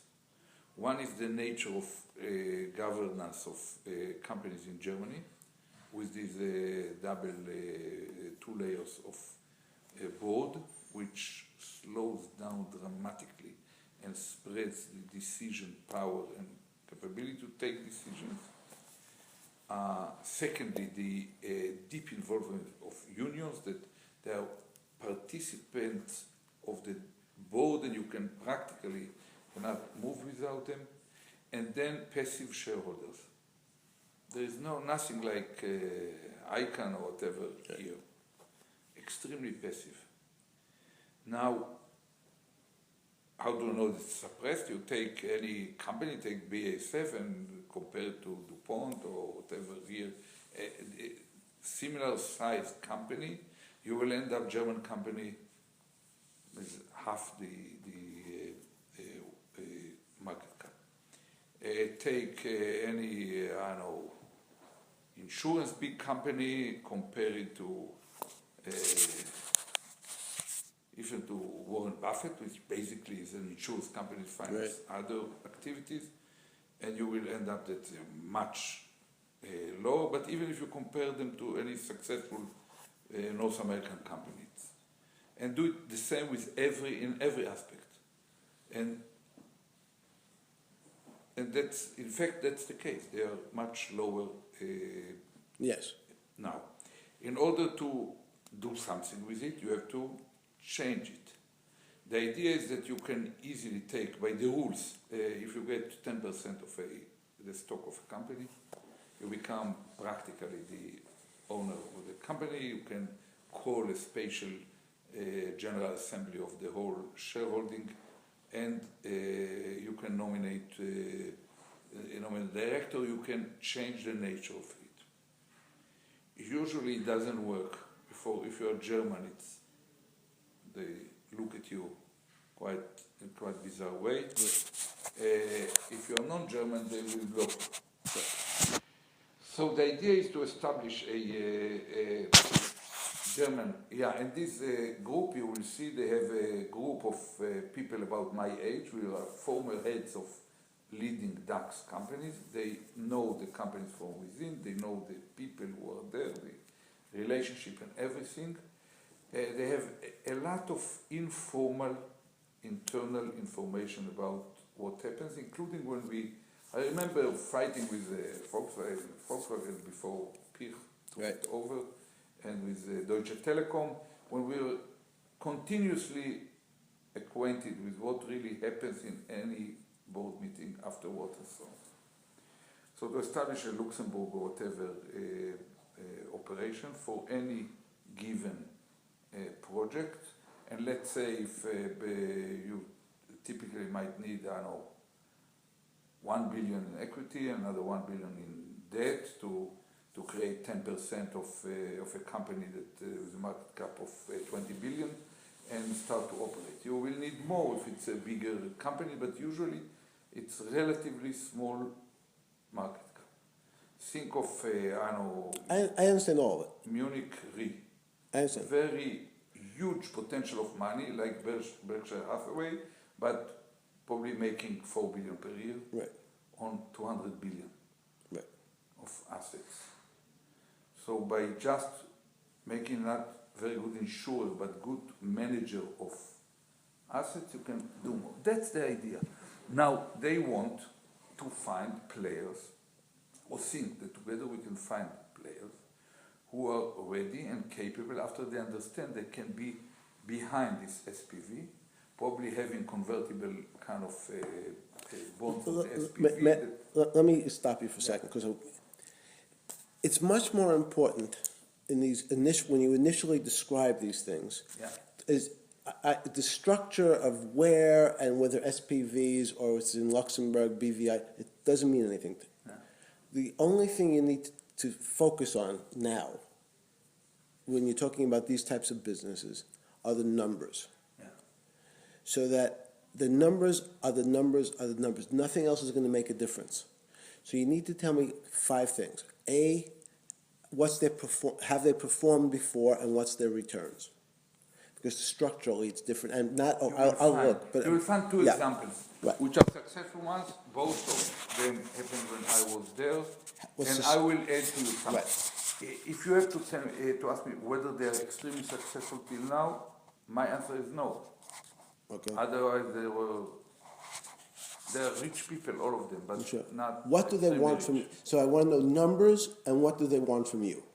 So those are my 2 biggest goals. Numbers you will find. The idea to take anything from a small DAX company could be taken over by putting 300 probably 300 in equity and 300 in debt. You have 600 million, you can take over 6 billion. The very big ones might need 3.5 billion in debt and 3.5 billion in equity, which enables you to take even diamond. In fact, the only one who did what GCG has as a vision is Ferdinand Pirch, when he took over Volkswagen. He ran ahead of us. We had been here trying to convince several big private equity companies and hedge funds to do exactly what he had done. They were much slower because he's several generations there and have already had a stronghold within the company. Probably he identified the opportunity, but he extracted clearly a real jump that still holds several years, probably 5-6 years afterwards. Basically, think what Pirch have done with Volkswagen, and you will get a sense of what they plan. Whether they didn't or not, that's probably the reason why they want me. They want me to be able to somehow help them, to convince somehow for whom these amounts of money are not frightening. If we convince, for example, the sovereign fund of be it Singapore or the Emirates or China to be with us, or even a major Russian group to be with us, the GCG provides the front in Luxembourg, and they are behind it. They can, because if some sovereign fund will take over a major DAX company, it could end up politically. But so they want you to go to the sovereign funds. To help them to convince the sovereign fund. or extremely rich individual. Right. Like Tom Pritzker, for example, or I just wrote down Tom's name because I talked to him this morning. Yeah. Probably a guy that can, if he wants to, take over a major I understand, German. but what is your real advantage for them? The fact that you know rich people, and the fact that you have I can access open the to door, I can access, I can sovereign be fund. there, I can. I cannot be at the core of the I understand. You're the door opener. yeah, in a way, and someone that they respect, it Right. gives them certain respect, as you said about this blue Right. Mountain. mountain. So basically, that's and they know me, they trust me because we work together. I help them to go to Bruce Kovner and to Leon Black and to others and start to see what they are in. For example, they work very hard to convince Russians, and they failed until now. And I think that probably I can convince, one of the guys think of two of the guys that get now with BP 10K. Altogether, they got four of them, they got some 28 billion. They have to put it somewhere. The story with Germany is quite clear. It's the best performing operation on the manufacturing floor and a very slow, not creative on the top. Right, but look, Germany's always trades at a discount to the States. I'm not sure the comparison of German company valuations and earning price multiples is an issue with taxes and unions. You can't fire people there so easily. But my concern is that they want you to open the door. I understand. It's not real. It's not really your expertise. Yeah, but It's your. I understand. Your capabilities. I think you. What they basically say. You're going to make a lot of money. See, you're going to make a lot of money. You're definitely going to make a lot of money. You will. You're definitely going to make a lot of. You will make money. The question is which place you do it with. Okay, look, I will show, after you read it, I will show the concrete proposal that they sent to me. They gave an example. They say, we are ready. We are going to get, when we put the money, assume for a moment you succeed in bringing us someone who can put $1 billion on equity for some project. Right. Big enough. Think, for example, of the China investment company. They run probably 400 billion. They can afford doing it if it's afforded and convinced. Yes. Okay, assume that we convince them. They say, okay, with the debt it's 2 billion. I understand. Out of the 2 billion, we got 3%. I understand. We are ready to give you 12 million. Right. Out of the 60 million we get immediately, and then smaller amounts down the right. So what Tom asked me this morning, and he said he told you at Davos, was he thought you should make a list of his words, was metrics. He said, as I told you. yes, but who has IOUs to you? Is that who's out of the people in the past who you think you're close to? He said he really wanted you to make this list of this person owes me a favor, this person owes me his life, this person owes me his job, this person owes me... Yeah, okay. And so you got to work it backwards and say, here is my... instead of thinking about what the opportunities are first, because right now you're focused on opportunities. Yeah. I need you to focus on your personal balance sheet in terms of competences. What's your real strengths?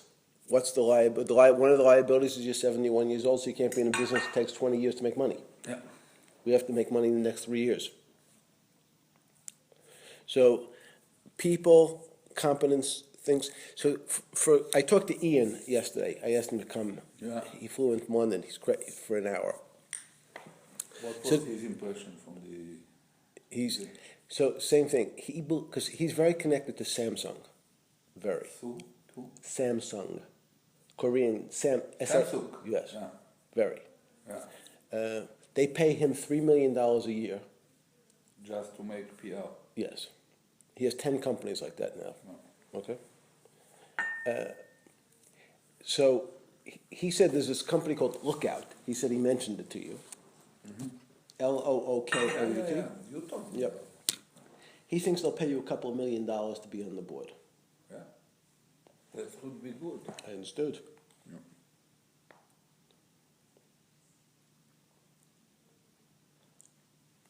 He thought there was two cyber companies, Lookout and even though I know Peter, I've never met Peter Thiel.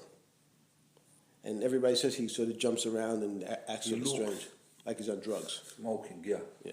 He looks there under drugs. However, he has a company called Palantir. Pallen. Tier.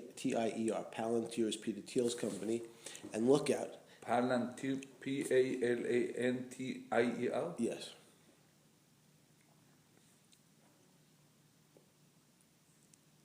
How you write Thiel? Thiellly? Thiel. Yeah. Lly. No. Thiell. Okay. So he thought that Peter would put you on the board of Palantir. Peter Thiel is one of the best. I've never met him. He's going to come here next week. So I wanted to talk to him after I talked to you. Okay. He and Andreessen, it's called Andreessen Horowitz. Andreessen Horowitz, that's what they pay Larry $1 million a year. Just to advise them. Andreas and? Andreessen,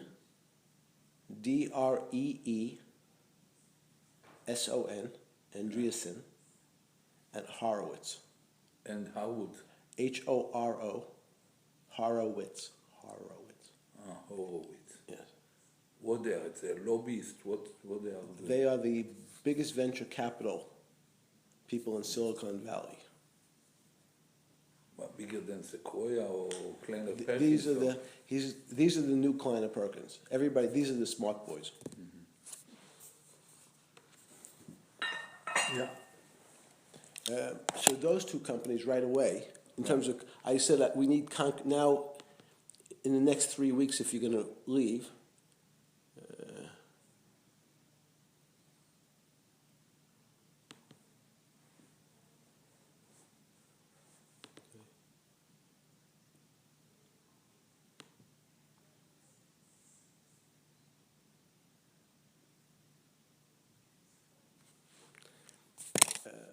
Those two right away. But let's go through more through. I need to see the numbers here before I have, so I can be intelligent. See the numbers.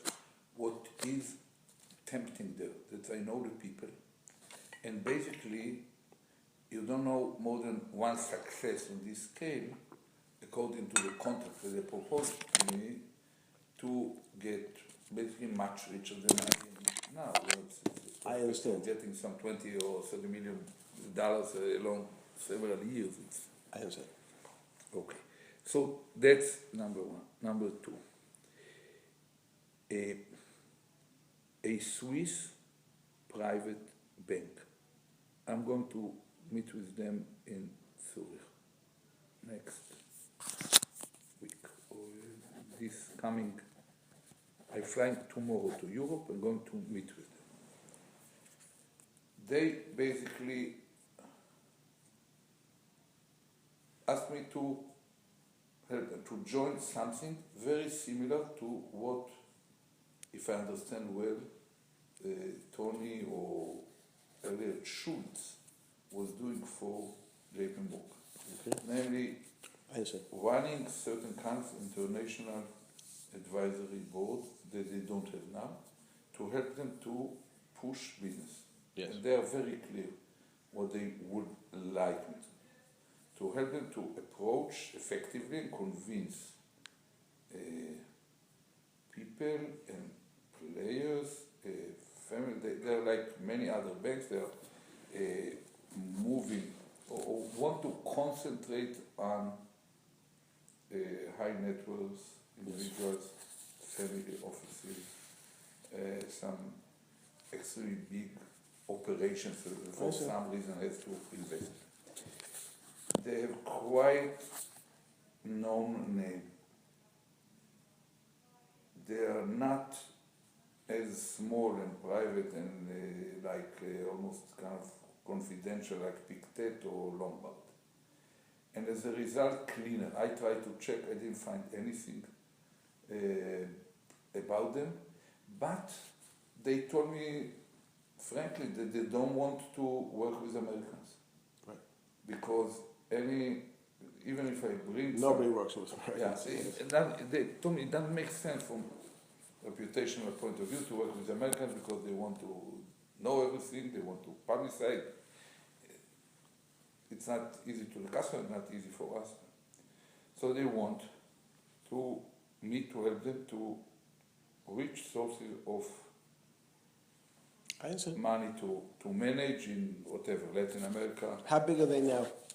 How big are they now? Do you know?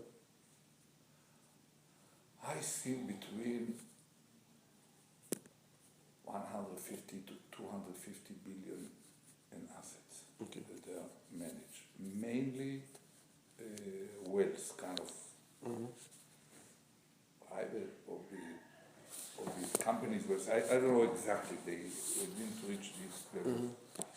And they feel, for example, they don't know even how to approach Russia because they didn't like, they still feel that some of the Russians are bad and they shouldn't approach them, but some others are good enough because they put money, run their operations outside of Russia and became quite legitimized in the financial world in Europe.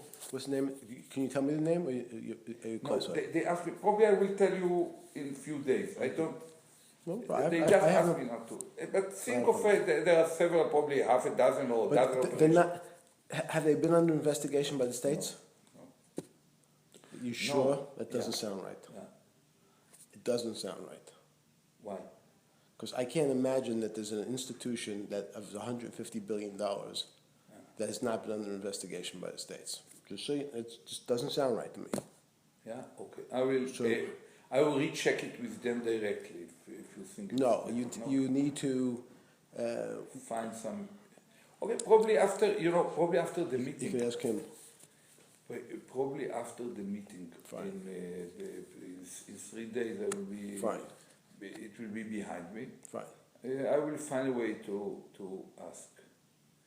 They were not under investigation for something wrong. Probably the American authorities approached them like they approach all other big firms. Okay, but there is, in general terms, every Swiss bank of big size like that has been under investigation. So it's a question, if they no longer, the question you need to ask, did you ever deal with Americans? Now, if they dealt with Americans in the past, they're under investigation. Everybody who's touched an American is under investigation. Okay. So they might not be now because they told what normally happened, like there's a bank called Wegelen, Wegelen. Yeah. They were the big ones. Julius Baer, big ones. If you had an American, they told all the Americans, you must take your account out. We're closing it. All the Swiss banks. Yeah. We're no longer allowed to have American clients. Yeah. But the government says, look, I need to know who had accounts at your bank because they have not paid their taxes. Yeah. And we want their names. So there's been a big fight for most banks. So the banks said, we can't, under Swiss law, we can't give you the names. But we can give it to the Swiss government. And the Swiss government probably is going to yield to the Americans and order to give. Yes. By then, all the banks will give. But all this, I believe that Lombard and the Pictet it was in the open media that they were under certain investigations. Yes, it was. But Credit Suisse and the UBS also had been under. Yes, big. And the Wegland and the Wegland. The worst so far has been Wegland. Under investigation. No, they pled guilty. They already were charged. And the others, the Julius Baer. Not yet. No, they want. Not yet pleaded guilty or not yet under investigation. They're all under investigation. Yeah, okay. Not yet charged. Everyone's under investigation. Some have been charged because it's how abusive. Really, what happens is this: you're under investigation. Congratulations, you're under investigation. You cooperate with me, So you are okay. We won't bother you. You want to tell me to take a walk, I will indict you in New York. If we indict you in New York, you're not allowed to do business with American banks anywhere in the world. So you're out of business. So you either give us what we want. If you are not cooperating, You're dead. you will be ordered kind of Charged. get a charge here, Yes. and then automatically anyone who is Charged. You have a problem. So Wegland paid a fine of $75 million. who Wegland Bank, Wegeln, paid how much? $75 million. UBS paid $750 million. $750. But they paid 75. But even Wait. RBS paid Yes, now but for whatever. the different for trade, Libor. but different trade. That was a rate rigging. But here's I'm going to pay $75 million and give you the names of every American who had an account. So that's very much that sets the tone moving forward. If the bank has given up American names, people are a little more hesitant because we know it's like Mubarak, right? You through the last people, anybody who came to you the last time, Americans. Maybe it's my country. It's Russia who wants to know, are we having it? Are these managed accounts? Are they private accounts? Are they secret accounts? They're all. So you need to know. Yeah. Yeah. The Swiss banking system ceases to be fully protected, and clients know it somehow. So they Yes. still trust it easier than in other places of probably. And it's not places like You see, the nice probably part in Cyprus you find better. The nice part about Switzerland for people, if you have $100 million and you have it in Switzerland, you don't want a return. You don't care if your money makes money. You don't care if it doesn't make. Right, Why? you don't care. Because you shouldn't, it's safe. Yeah. So you have it there for safety, not for profit. Yeah. So it's very But easy. they are somehow taking some of the money as a management fee, or Yes. you think they probably do it and they let you get very little, Very, but very you little. don't let them more. So they. In fact, if they make 2%, they The take deal is 2%. that they take 2%. They take 2%, give you 0.5%, all satisfied because what you really bought is safety. Right. But if that's the case, it might not be extremely complicated to help them to That's raise correct. money. That's correct. Unless they are under such an investigation and end up Right. to be at the wrong side. Correct. But why should they be on the wrong side if they understand what you have said? So everyone ultimately, it doesn't have, it's an issue of survivability, so.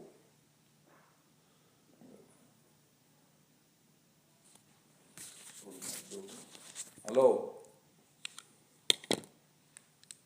Hello? הלו, בסדר, מה אתה אומר? בסדר, אני פה בתוך פגישה.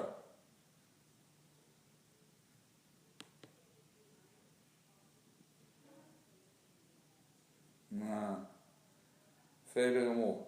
בואי, אני אתן לך, תרימי לי טלפון מחר, בסביבות 10 בבוקר, ונראה, נקבע מחר, מתישהו, בסביבות 4 אני חושב, אני נוסע על שדה תעופה.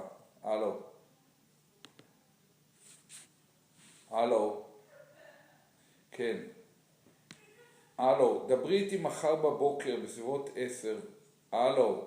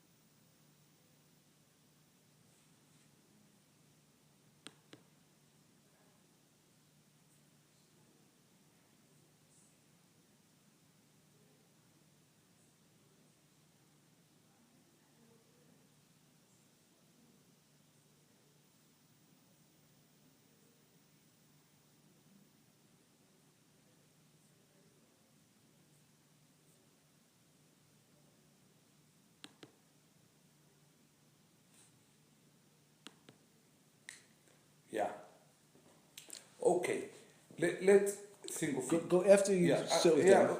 We'll come better later to it. They want, basically, they seems to be interested. We never reached a point where they will tell me, okay, we want to send you an offer. They know that I'm going to leave only in several weeks. But probably after this meeting in Switzerland, they might send me a certain paper proposing that I'll be there. I don't know what they have in mind in terms of compensation. I don't want, I assume that they will find a way to give me a certain amount as a kind of a basis, certain coverage of expenses could be quite high because they have to satisfy, in order to meet with the possible clients, to have to spend some time, I know, in Sardinia or in Gstaad or in Punta del Este or whatever. Did you talk numbers at all? No, never. And probably certain element of kind of performance or results-based bonus or compensation. Probably stretch over time. I think that there is basically, I didn't talk to them about it, but... And who are you speaking, I mean, you're speaking to the president or the owner? I spoke, they came to my house as a kind of just to our place in Tel Aviv, asked to meet with me. One of the, probably number 3 in the organization, together with one of the, probably the then CEO. Later on, I met with the CEO, and he spent 45 minutes with me for the first time. I know indirectly that he was quite impressed, and he made up his mind that he wants to see me there. And he asked me to meet with them, and to visit with them and to meet. Okay. So we will meet. I assume that he will cover some of the issues. Probably it will come to a point when, well, I will tell him, okay, if you're interested, send me an offer. I don't know how to continue from here. And I would appreciate if you give me some of your assessments or knowledge about how much they might propose, how much I might ask for, what could be something which is not outrageous. Outrageous, kind of trying to use me. So I don't know. They basically seems to respect me because it's their initiative. So they came to me. Do you want to get an offer while you're still in the government, or you'd rather wait until you get out? I prefer to tell them, send me an offer after the 40th. I don't want something will be on record before. Right. I will tell you later on that, well, in regard to security, there was also some quite important layer in this arena that approached me, and they wanted to sit tomorrow, to bring the founder, the president, whatever, and to sit down and start to work on list of whatever agencies or states that I will start to talk to as part of their proposal to establish some operations outside this country. Where's that company from? It's one of the, once again, they also, I will tell you their name probably in a few days. They're one of the leaders of service providers in the internet. Okay. And they feel that they can use their security. Right. They access and their control of the movement of material in the internet, the cloud, enables them to create, it gives them a huge leverage. And they're in quite good relationship here, but they think that I can help them to develop the same kind of relationship with many other countries. Okay. because they can find or identify the cyber attacks or deployment for attacks much earlier than the firewalls or those who are looking just around the machines themselves. Now, do you? My understanding. I mentioned it because only because let me Sure. yeah. I mentioned it just to tell you that I deliberately delayed them at certain price because they want to they also came to me. I didn't know. I knew the name, but I didn't know what they are doing. They came to me. They asked to meet with me. I didn't yet see the number one person. I see the president. I didn't see the CEO, the real guy who runs it. But it seems that they're interested. And I delayed them too. I told them I cannot do it. It's not proper. Too many people in the room will end up that I started making business when I was still Mr. Defensive, Right. especially related to security. But I go back to that. I don't want a proposal before I end. But I want to draw from you certain feelings. What could be reasonable for them, and whether they might ask me to be exclusive. Does it make sense if America is not part of it? So why should they have any? For the next month, it's the same attitude, which is, look, I came here. I wanted to listen to what you have to offer. Yeah. I am very fortunate because, as you, many. I have to. I'm going to make a decision by April. Yeah. Where I will devote my time. Yeah. I'm not going to make a decision before April 1st. Yeah. When's your last day? It's last day is 14 March.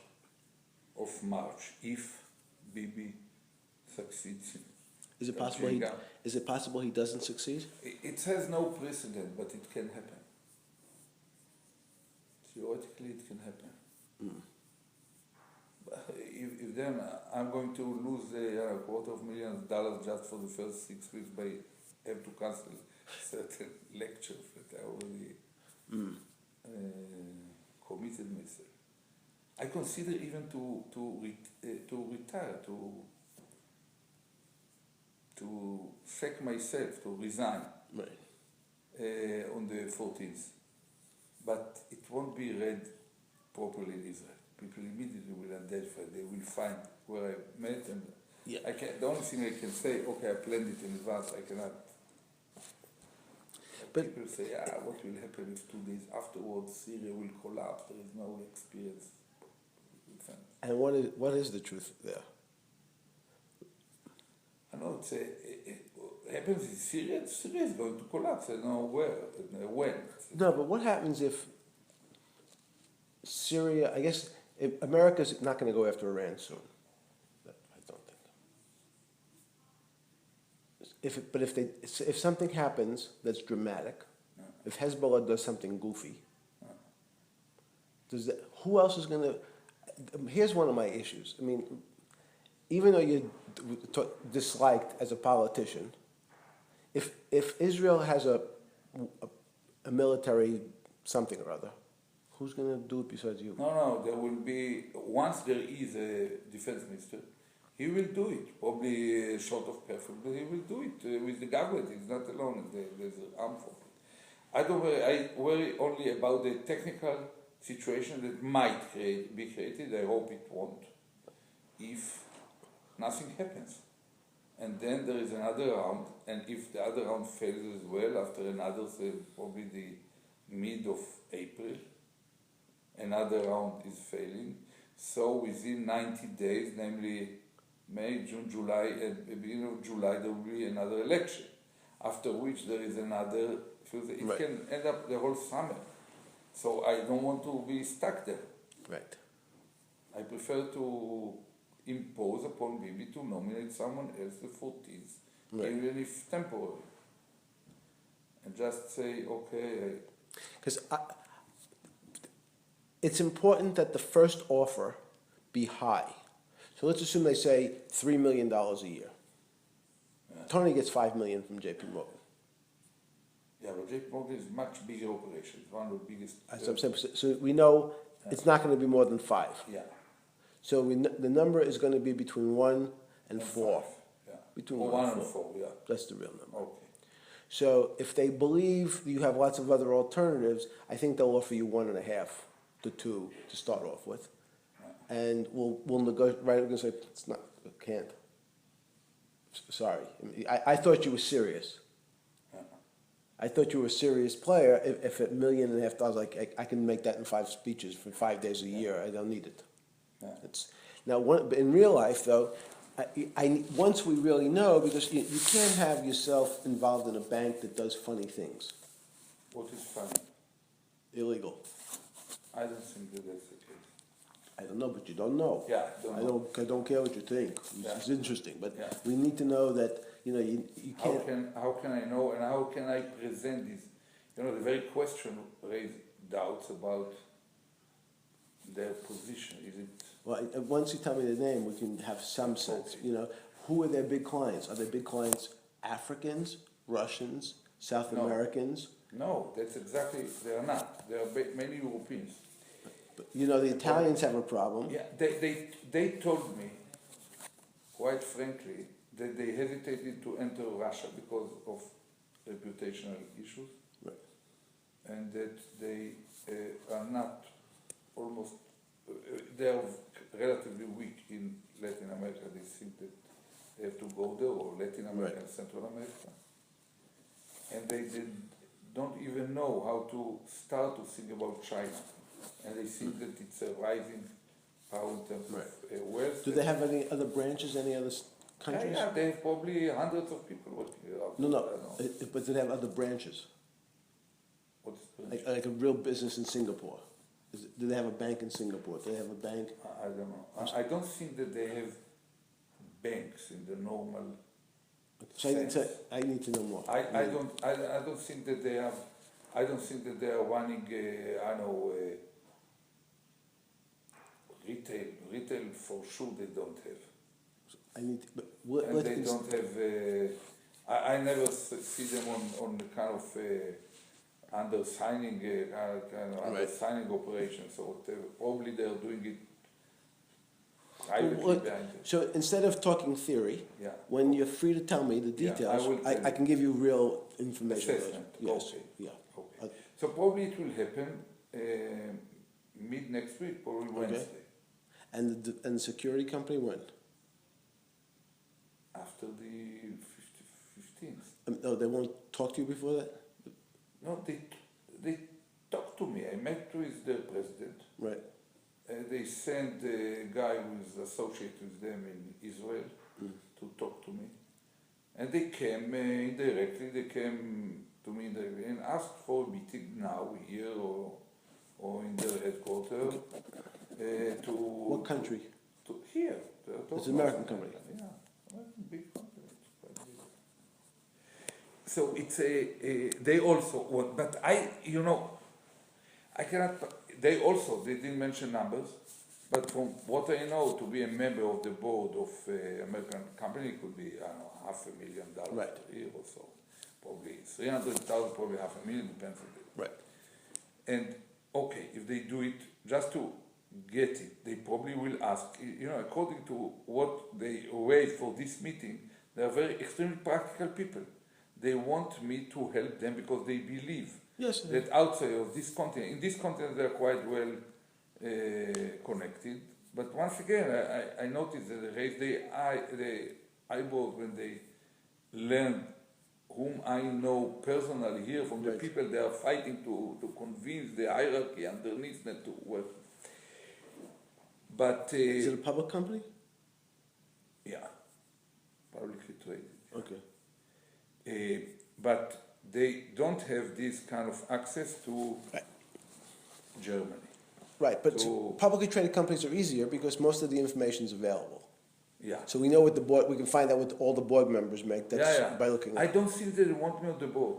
Okay. I think that probably they want. They even they told the Israeli guy, left it open. Ask Barak what he would like to. They want to be member or head of an international advisory board or advisor to us, consultant, whatever.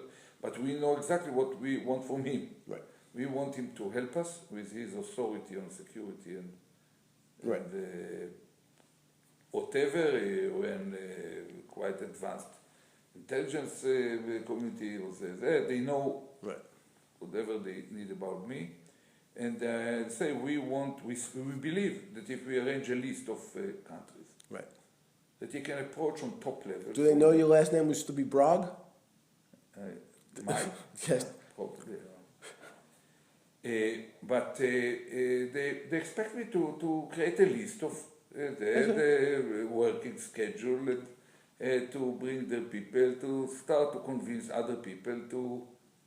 But those things again are easy because if we know what you're selling and how much you're selling is worth. Yeah, and now here once again, I think that the real story is what kind of model could be shaped that will compensate me a long time, the kind of perpetuities, whatever, in regard to contracts that I help them. We set targets that are exclusive in the sense that I will approach them, and if something goes up from it, I will be no question. That's the second story.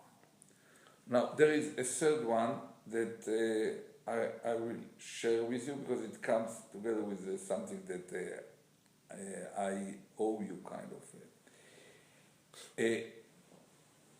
I approached an American CEO, it's originally German, Klaus Kleinfeld. Is the head of a company called Alcoa now, aluminium, biggest public company. I know him from the time that he was here heading of Siemens America, under Heinrich von Pierer, who was a friend of mine, head of Siemens. Right. And Dr. von Pierer asked me a favor that I will go meet with this young person and will give him my impression of the guy because he wants to consider whether he can jump him over the heads of everyone on the board and put him as his replacement for the scandal. And I came here, I was quite impressed by the guy, and I had several meetings with the rest of the board members, I saw them as well. And I told him I think it could be good, and he did it, he took him and jumped him. And I'm still wondering, I'm not sure that Klaus knows all the story, but probably later on he became acquainted with it somehow through Dr. von Pierre himself. But I met with him several times in business gatherings when I was in private life, and we even tried to start some initiative in Moscow, some parking systems that Siemens will be the prime contractor. We will create a relationship with Luchkov and Yelena Baturina and all the Russian leadership to. And I asked him to send him something similar there. We met, he brought his number 2 kind of operational assistant, a guy who once worked in the White House later on with one of the consulting groups of the former NSC and they also say basically, tell us what you want. It's okay, we like you, he didn't use the I owe you, but he said, I like Barak very much, great person.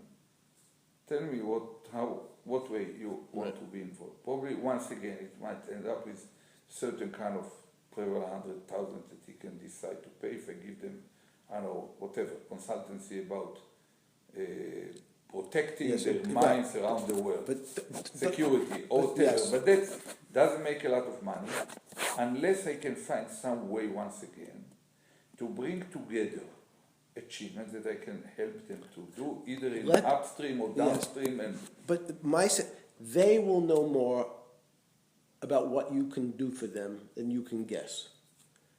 So you need to, that's what I'm saying, you need to have them say, look, it's the same thing. I don't have that much time. I'm 71 years old.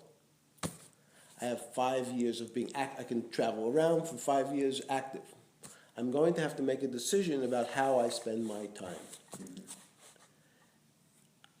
If you think I'm going to be an asset, if you think I'm an asset for you, you should send me a proposal, but it should be, I need to receive it by March 20th, between the 14th and the 20th. Because by April 1st, I'm going to make decisions. Yeah. That's it. No more talking, we're done.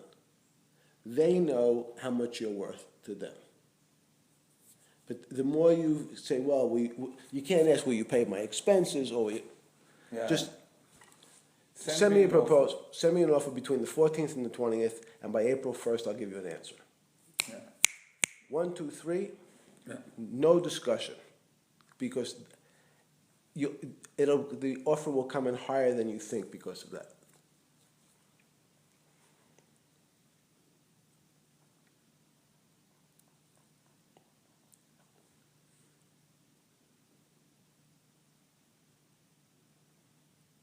I like the security company more than I like the bank. The security company, you can't get in trouble.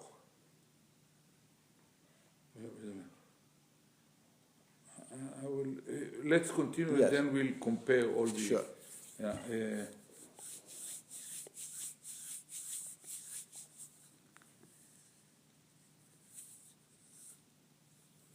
was between March. Yes, March 14th and the 20th.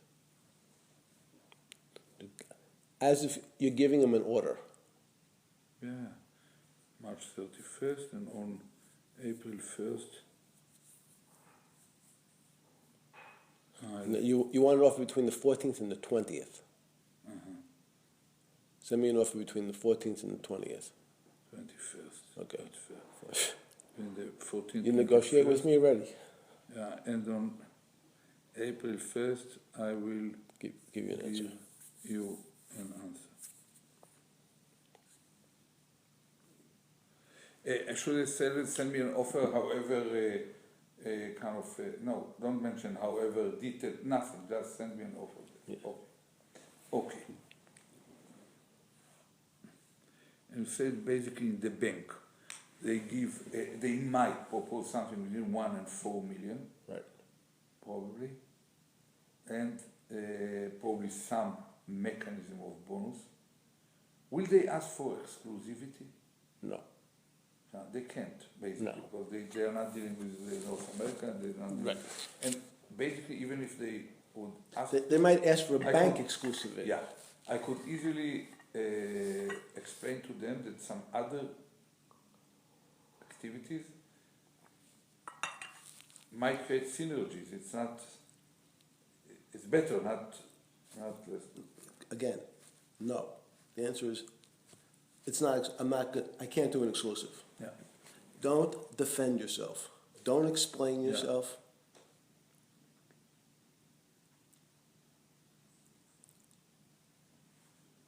Yeah, I can give them kind Give them less than more. of branch and it's Would you consider exclusivity? No.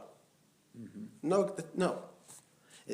You need to be seen, especially the military. Yeah, This is I fully understand. Okay, let me continue.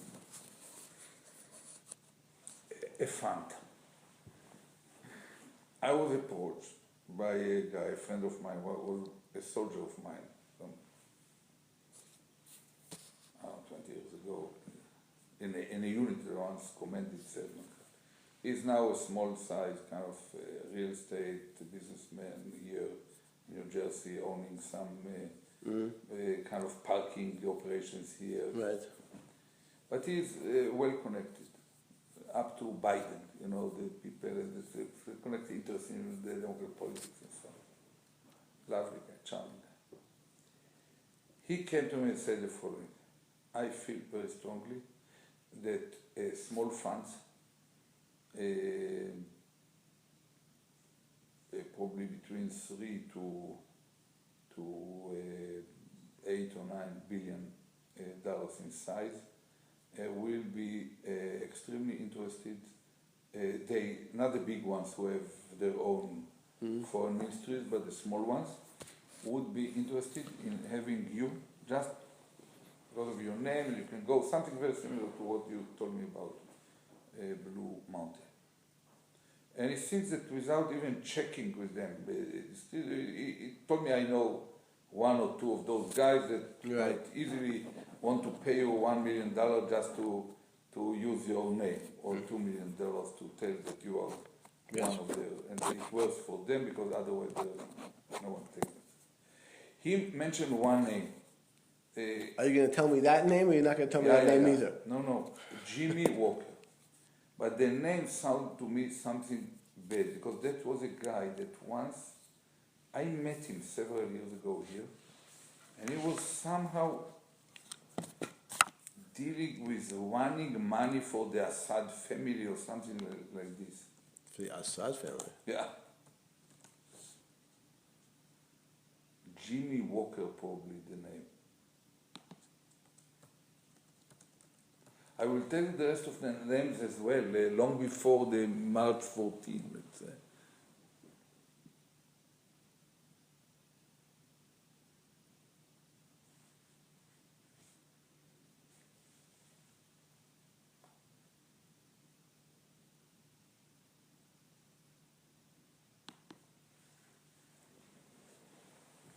I don't know even the name of the fund. Probably I will know the name tomorrow.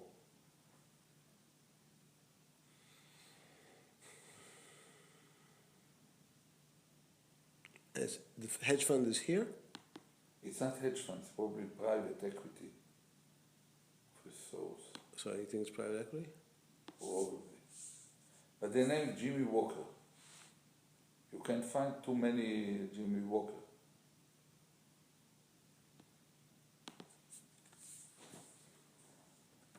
I might be able to tell you tomorrow more details on what this, or probably there are others, I don't know what he has in mind. I'm going to meet this guy.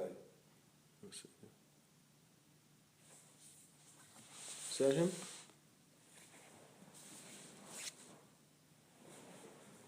Relatively young man.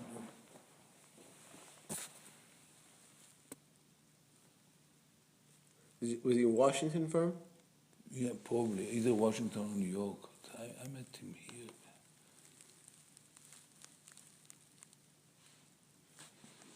Wealth management, yeah, probably.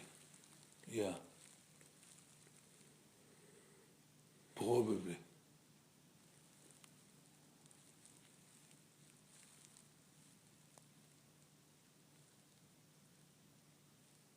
How old is he? No, that one is too old. If he has so many kids, how old he might be? He got married in 67, so he's 47. He's probably 70. 65, 70? 50? 65, 70? No. Okay. No. Can't be that. All right, why don't you give me the real... Yeah, but wait. I will tell you in tomorrow. Okay. Tomorrow by noontime, I will call you and tell you. Got it. I'm going to meet with this guy. Okay. But think of it once again.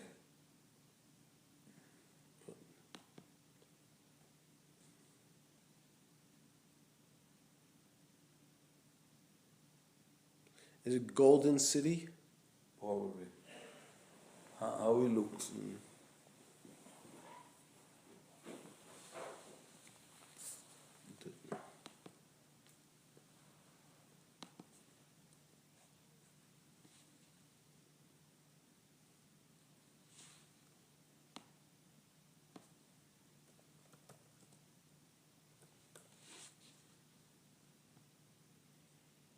No, can't find it.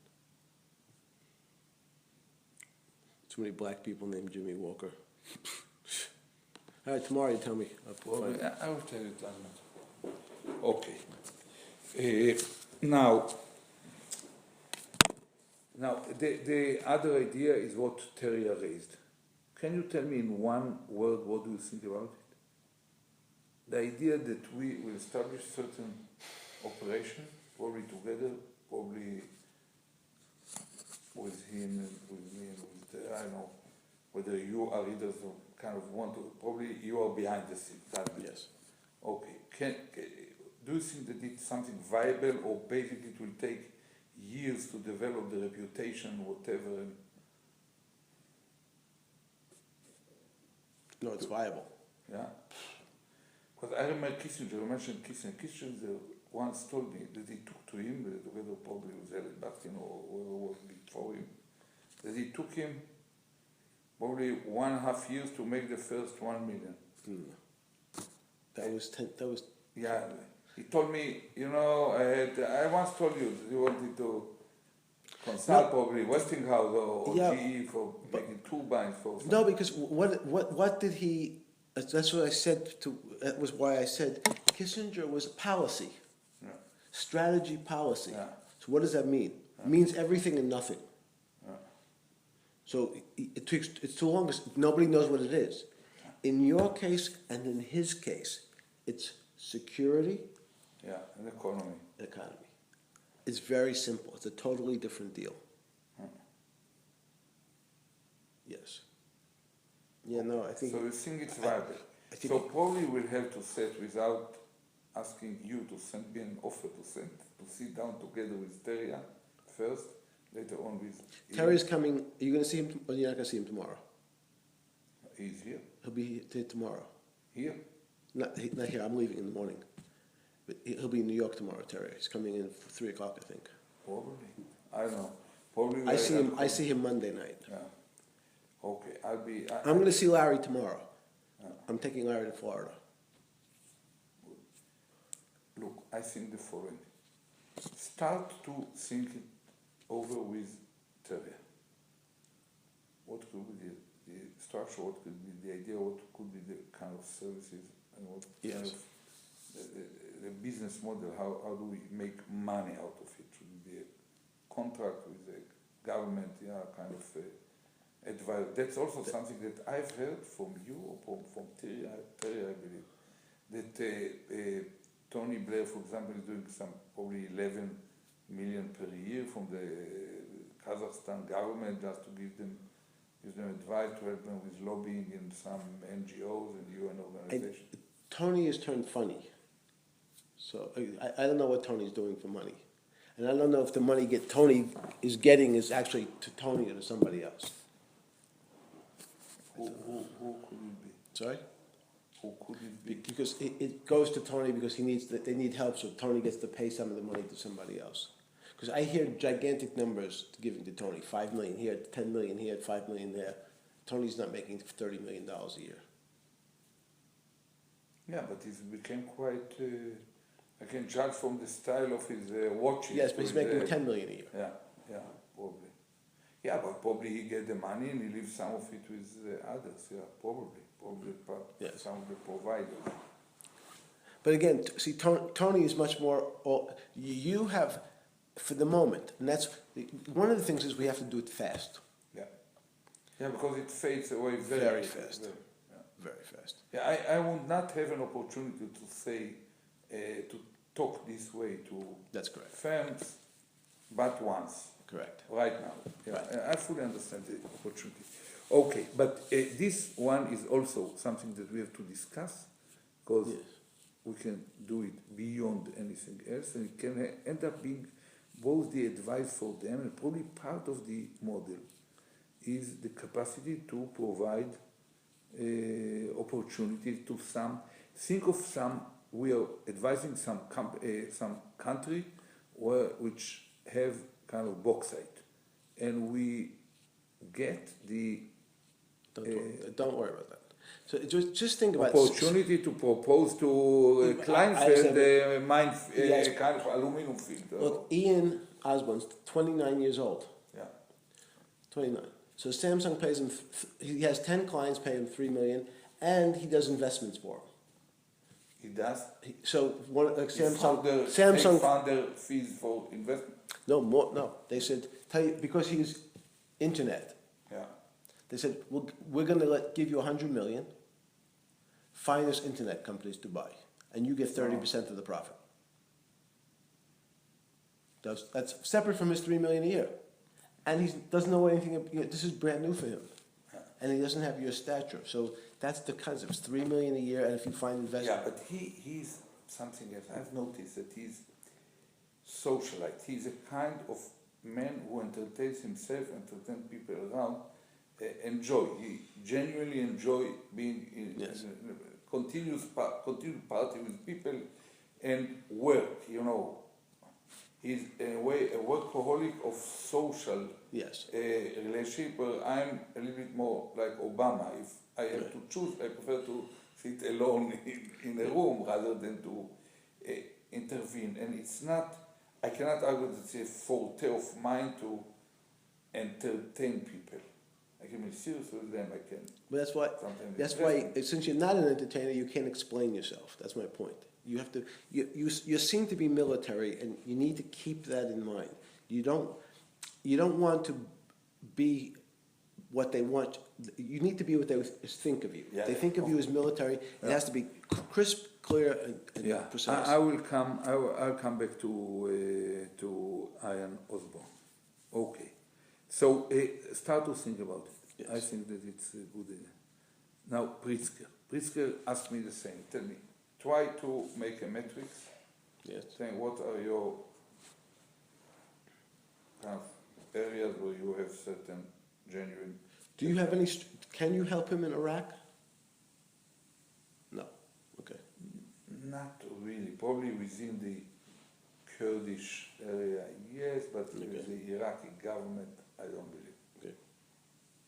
No, I don't. And not Turkey. I can do it indirectly. For example, I met yesterday David Petraeus. I'm one of the only ones who keep kind of respecting him in public. Where is he?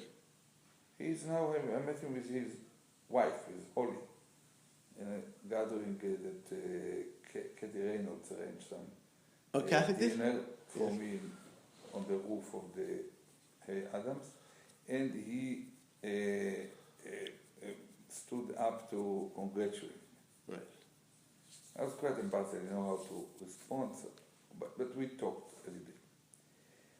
He's one of the most respected people, clearly have connections in Iraq. I can create a contact with him. Tom already knows him pretty well. Tom thinks he he's doesn't need me. Right. But he also thinks he's potentially toxic. Probably in terms of his background. Okay, I can easily find. What's he going to do, Petraeus? I believe he's looking for opportunities in the private equity. Mm-hmm.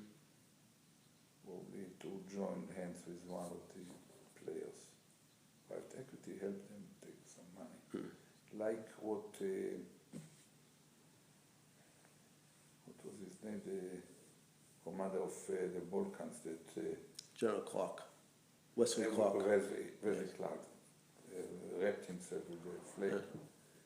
And sometimes. What's Panetta going to do? I don't know. He told me I'm going to invite you to give a speech, not for free, in the Panetta Foundation. He wants to rest, but we contemplated establishing an operation where Jeremy Basha was his aide, right, and Yoni Koren will be our office and censors, and they will bring ideas where either one of us can do something. We do it together, establish some kind of. You like Panetta? I like him very much. I like him. I trust him. We can work together well. That could be interesting as well. If I can, he told me I will teach you golf, and he plays the piano. He does? See, even Panetta, you and him. Yeah, could be better than with Ferrer. Probably. I can raise it with Panetta. That's a strong deal. Yeah. Okay, but he basically he feels quite satisfied. I think he told me I probably will do some boards, some whatever. Okay. But he's kind of guy. I believe that he's about my age, probably a year older or younger, I don't know. So he probably might think that he's, okay, it's great to live in Carmel or Monterey, wherever he lives, at a farm, whatever. So the way that he raised it signaled to me that he preferred that some younger guys will do most of the job for us, and we step in when it's becomes absolutely necessary to make sure something is closed. Okay. So and the chairman of the Joint Chiefs, the guy who was testified. Dempsey. Yes. Dempsey is still in service, but I can, for example, take Mullen. Right. Mullen, he might know, is now in business, or McChrystal. McChrystal is also could be toxic in a way, probably in different way. So, but who do you have the best relationship with? Pineda? Yeah. Okay. Among the security Yes. people in America. Yeah, by far. I know Gates for longer time, but he's a kind of cold fish. We are friendly, we were there. I visited him when we were both in. He headed some university somewhere in a remote place in A&M University in If Iran goes nuclear,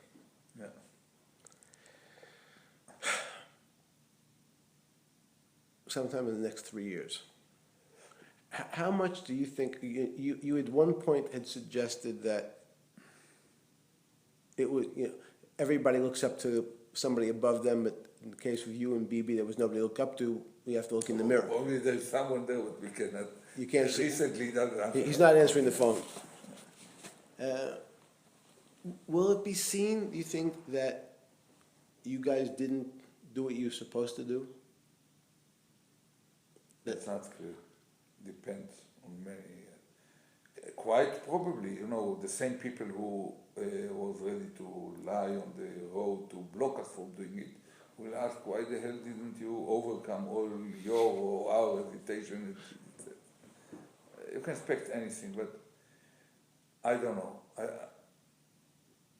I don't think so, because basically we never pretended that we can destroy it fully at one stroke. Mm-hmm. So the counter argument could always be, okay, we could delay them by 2.5 years or 3 years or whatever, and you cannot know for sure for how long. But leave it.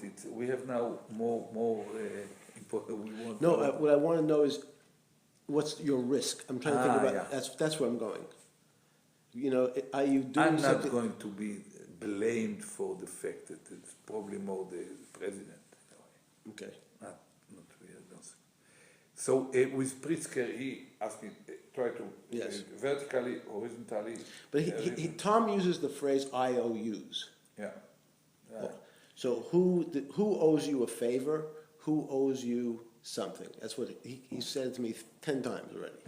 Okay, so it's an example is Klaus Kleinfeld, but there is no way to prove it or to really leverage. It's about a certain sentiment in the mind of someone, rather than a compelling need to do something.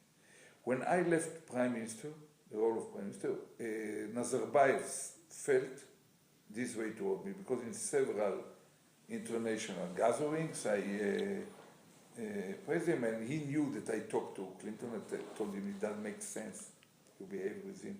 He cannot jump immediately into the Maryland standards, and even the Maryland standards were not that perfect. Right.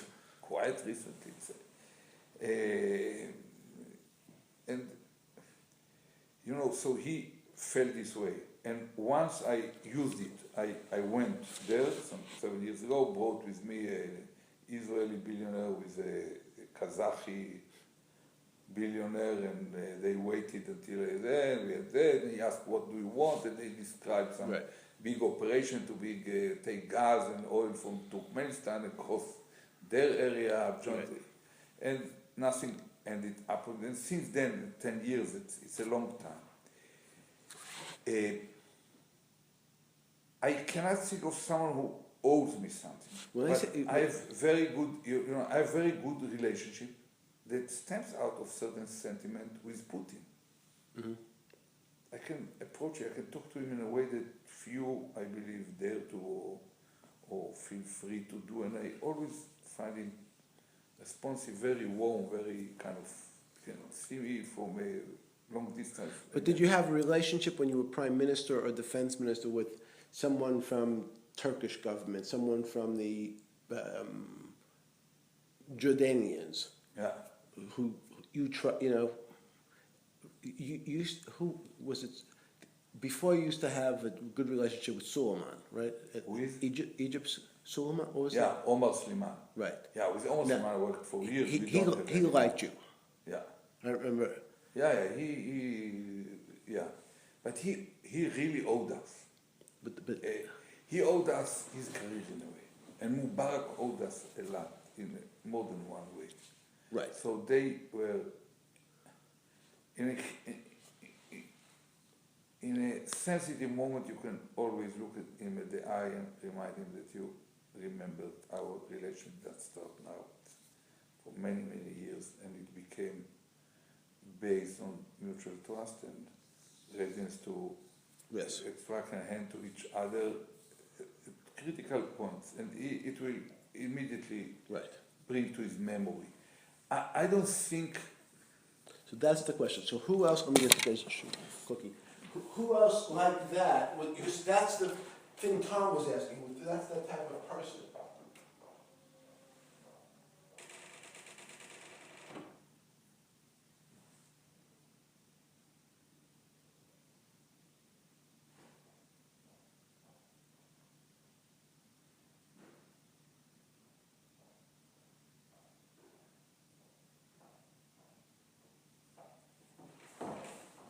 I mean, maybe it is Putin. Cookie? Putin is a guy. What happened to Suleiman? He's dead. Oh. Passed away. Oh, Putin.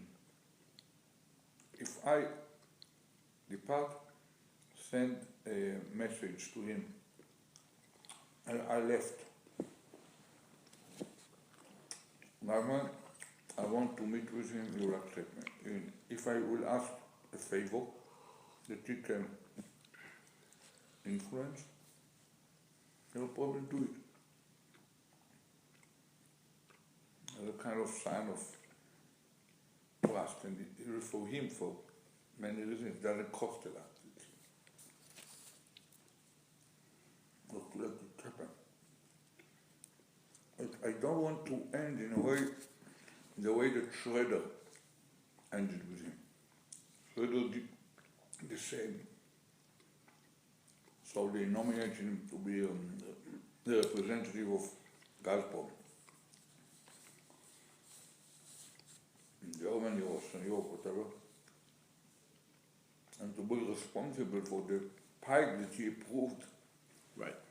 So before he left.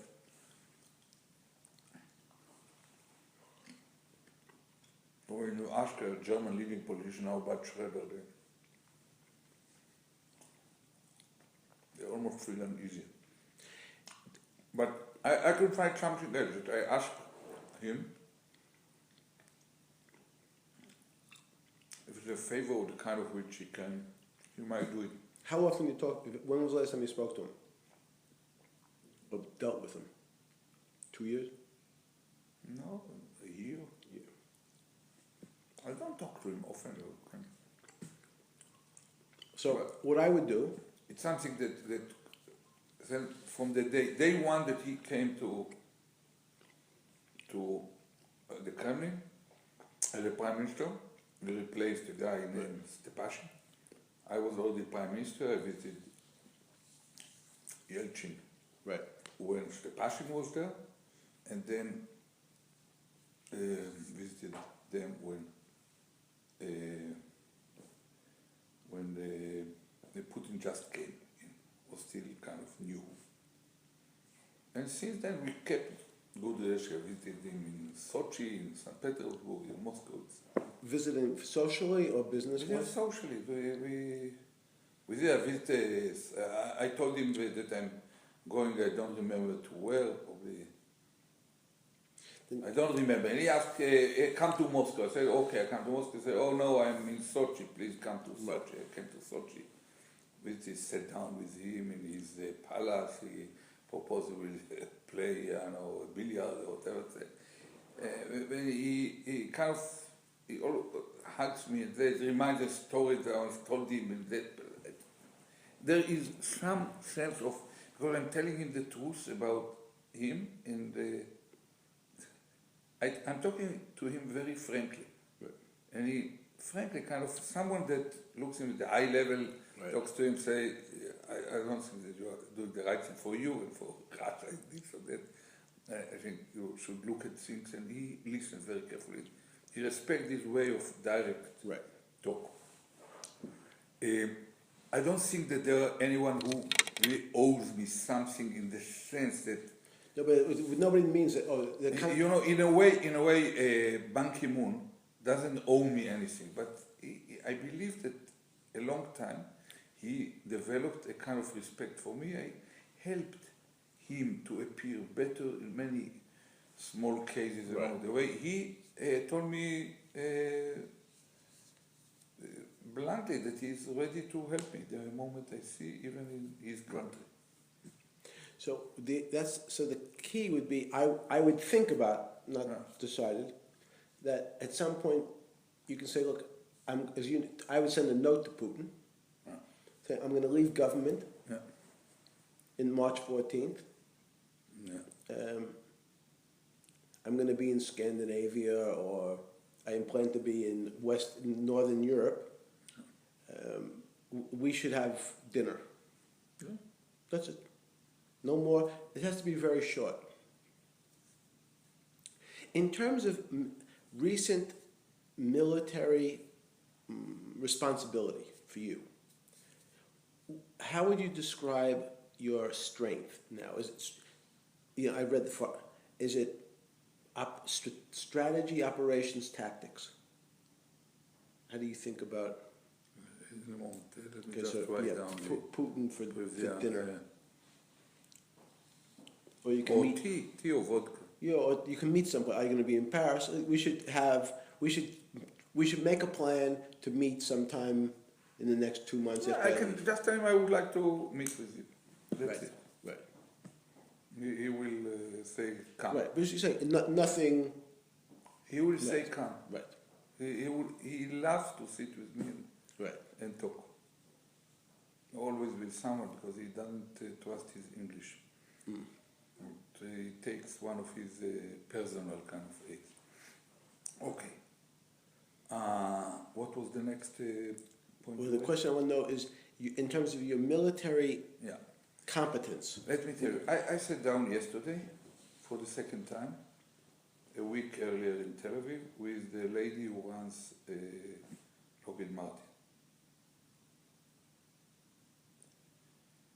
And I talked to her about directions in what waits them downstream, the risk that the F-35 is the last fighter with the pilot in it, for good reasons, and that probably many countries will not buy it, and even those who bought it might show reluctant to see a reduction in performance or climbing prices.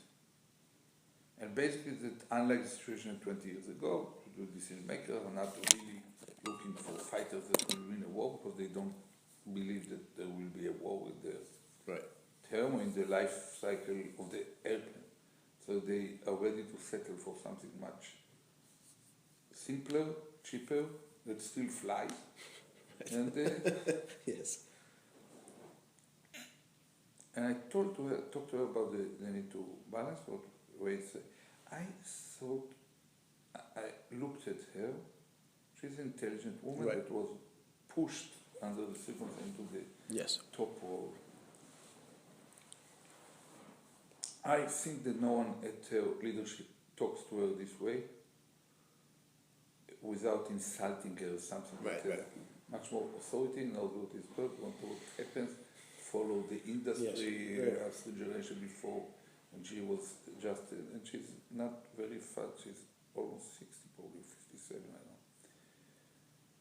And with such a wide, kind, penetrating, thoughtful insights about what is going to happen, what should be the fraction of Yes. dependence on contracts from the Pentagon, and to what extent, what should be balanced between F-16, which they are now cost 4,500 or so, and the F-22 that ended, and the F-35 that will be, I don't believe that it will become popular, but no one has the money to pay for it, except for Right. for us. You see, Canada. So do you really believe that Canadians really think Right. that they will have to order it flying against the herds of Tupolev crossing over the poles? And for some of the Arabs, it will become a kind of token of prestige to have the best peace, but not more. Mm-hmm.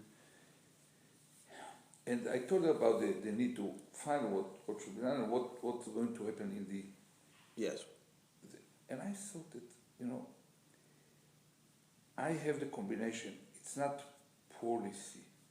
I have the combination of insights into the strategic level of it, but very deep understanding, detailed understandings of everything from technology to tactics to the use and to even the fallacies. Why Boeing failed after investing probably $5 billion in future combat system for the ground forces, and how such an issue should be approached in order not to repeat Right. mistakes. So, in a way, it can be strategic, but with a lot of Deep knowledge. fingertip understanding of what's feasible, what's not feasible, what's needed, what armed forces of sophisticated countries will need in order to fight, not the previous war, the future ones as they evolve. I'm. But could you sit on the board of Martin Marietta? I don't know. I didn't check it. Probably not. If I did it immediately, it's a little bit bizarre. And when the Americans, Because we all that understand. kind of. but when the Americans give Israel $2 billion with the requirement that 75% of it gets bought, buys American stuff, how does that actually work? It works. We run through the operational system, the priorities there, I approve it, and I signed or order the signing of the contracts. So I think it would be a little bit strange, but in fact we had some of the general manager, former Air Force commander, the general manager of the Ministry of Defense, ended up being now a major kind of high-level consultant for Boeing, Right. or the president of Boeing Israel, for whatever it's him and his wife, I don't know. But I just mention it as an example. Probably after a year I can do it, or probably I can do it if it's clear that I'm not going to deal in any way with Israel. Yeah, exactly. But in terms of your defense, look for example at the drones. I am the person who basically made it fly by 30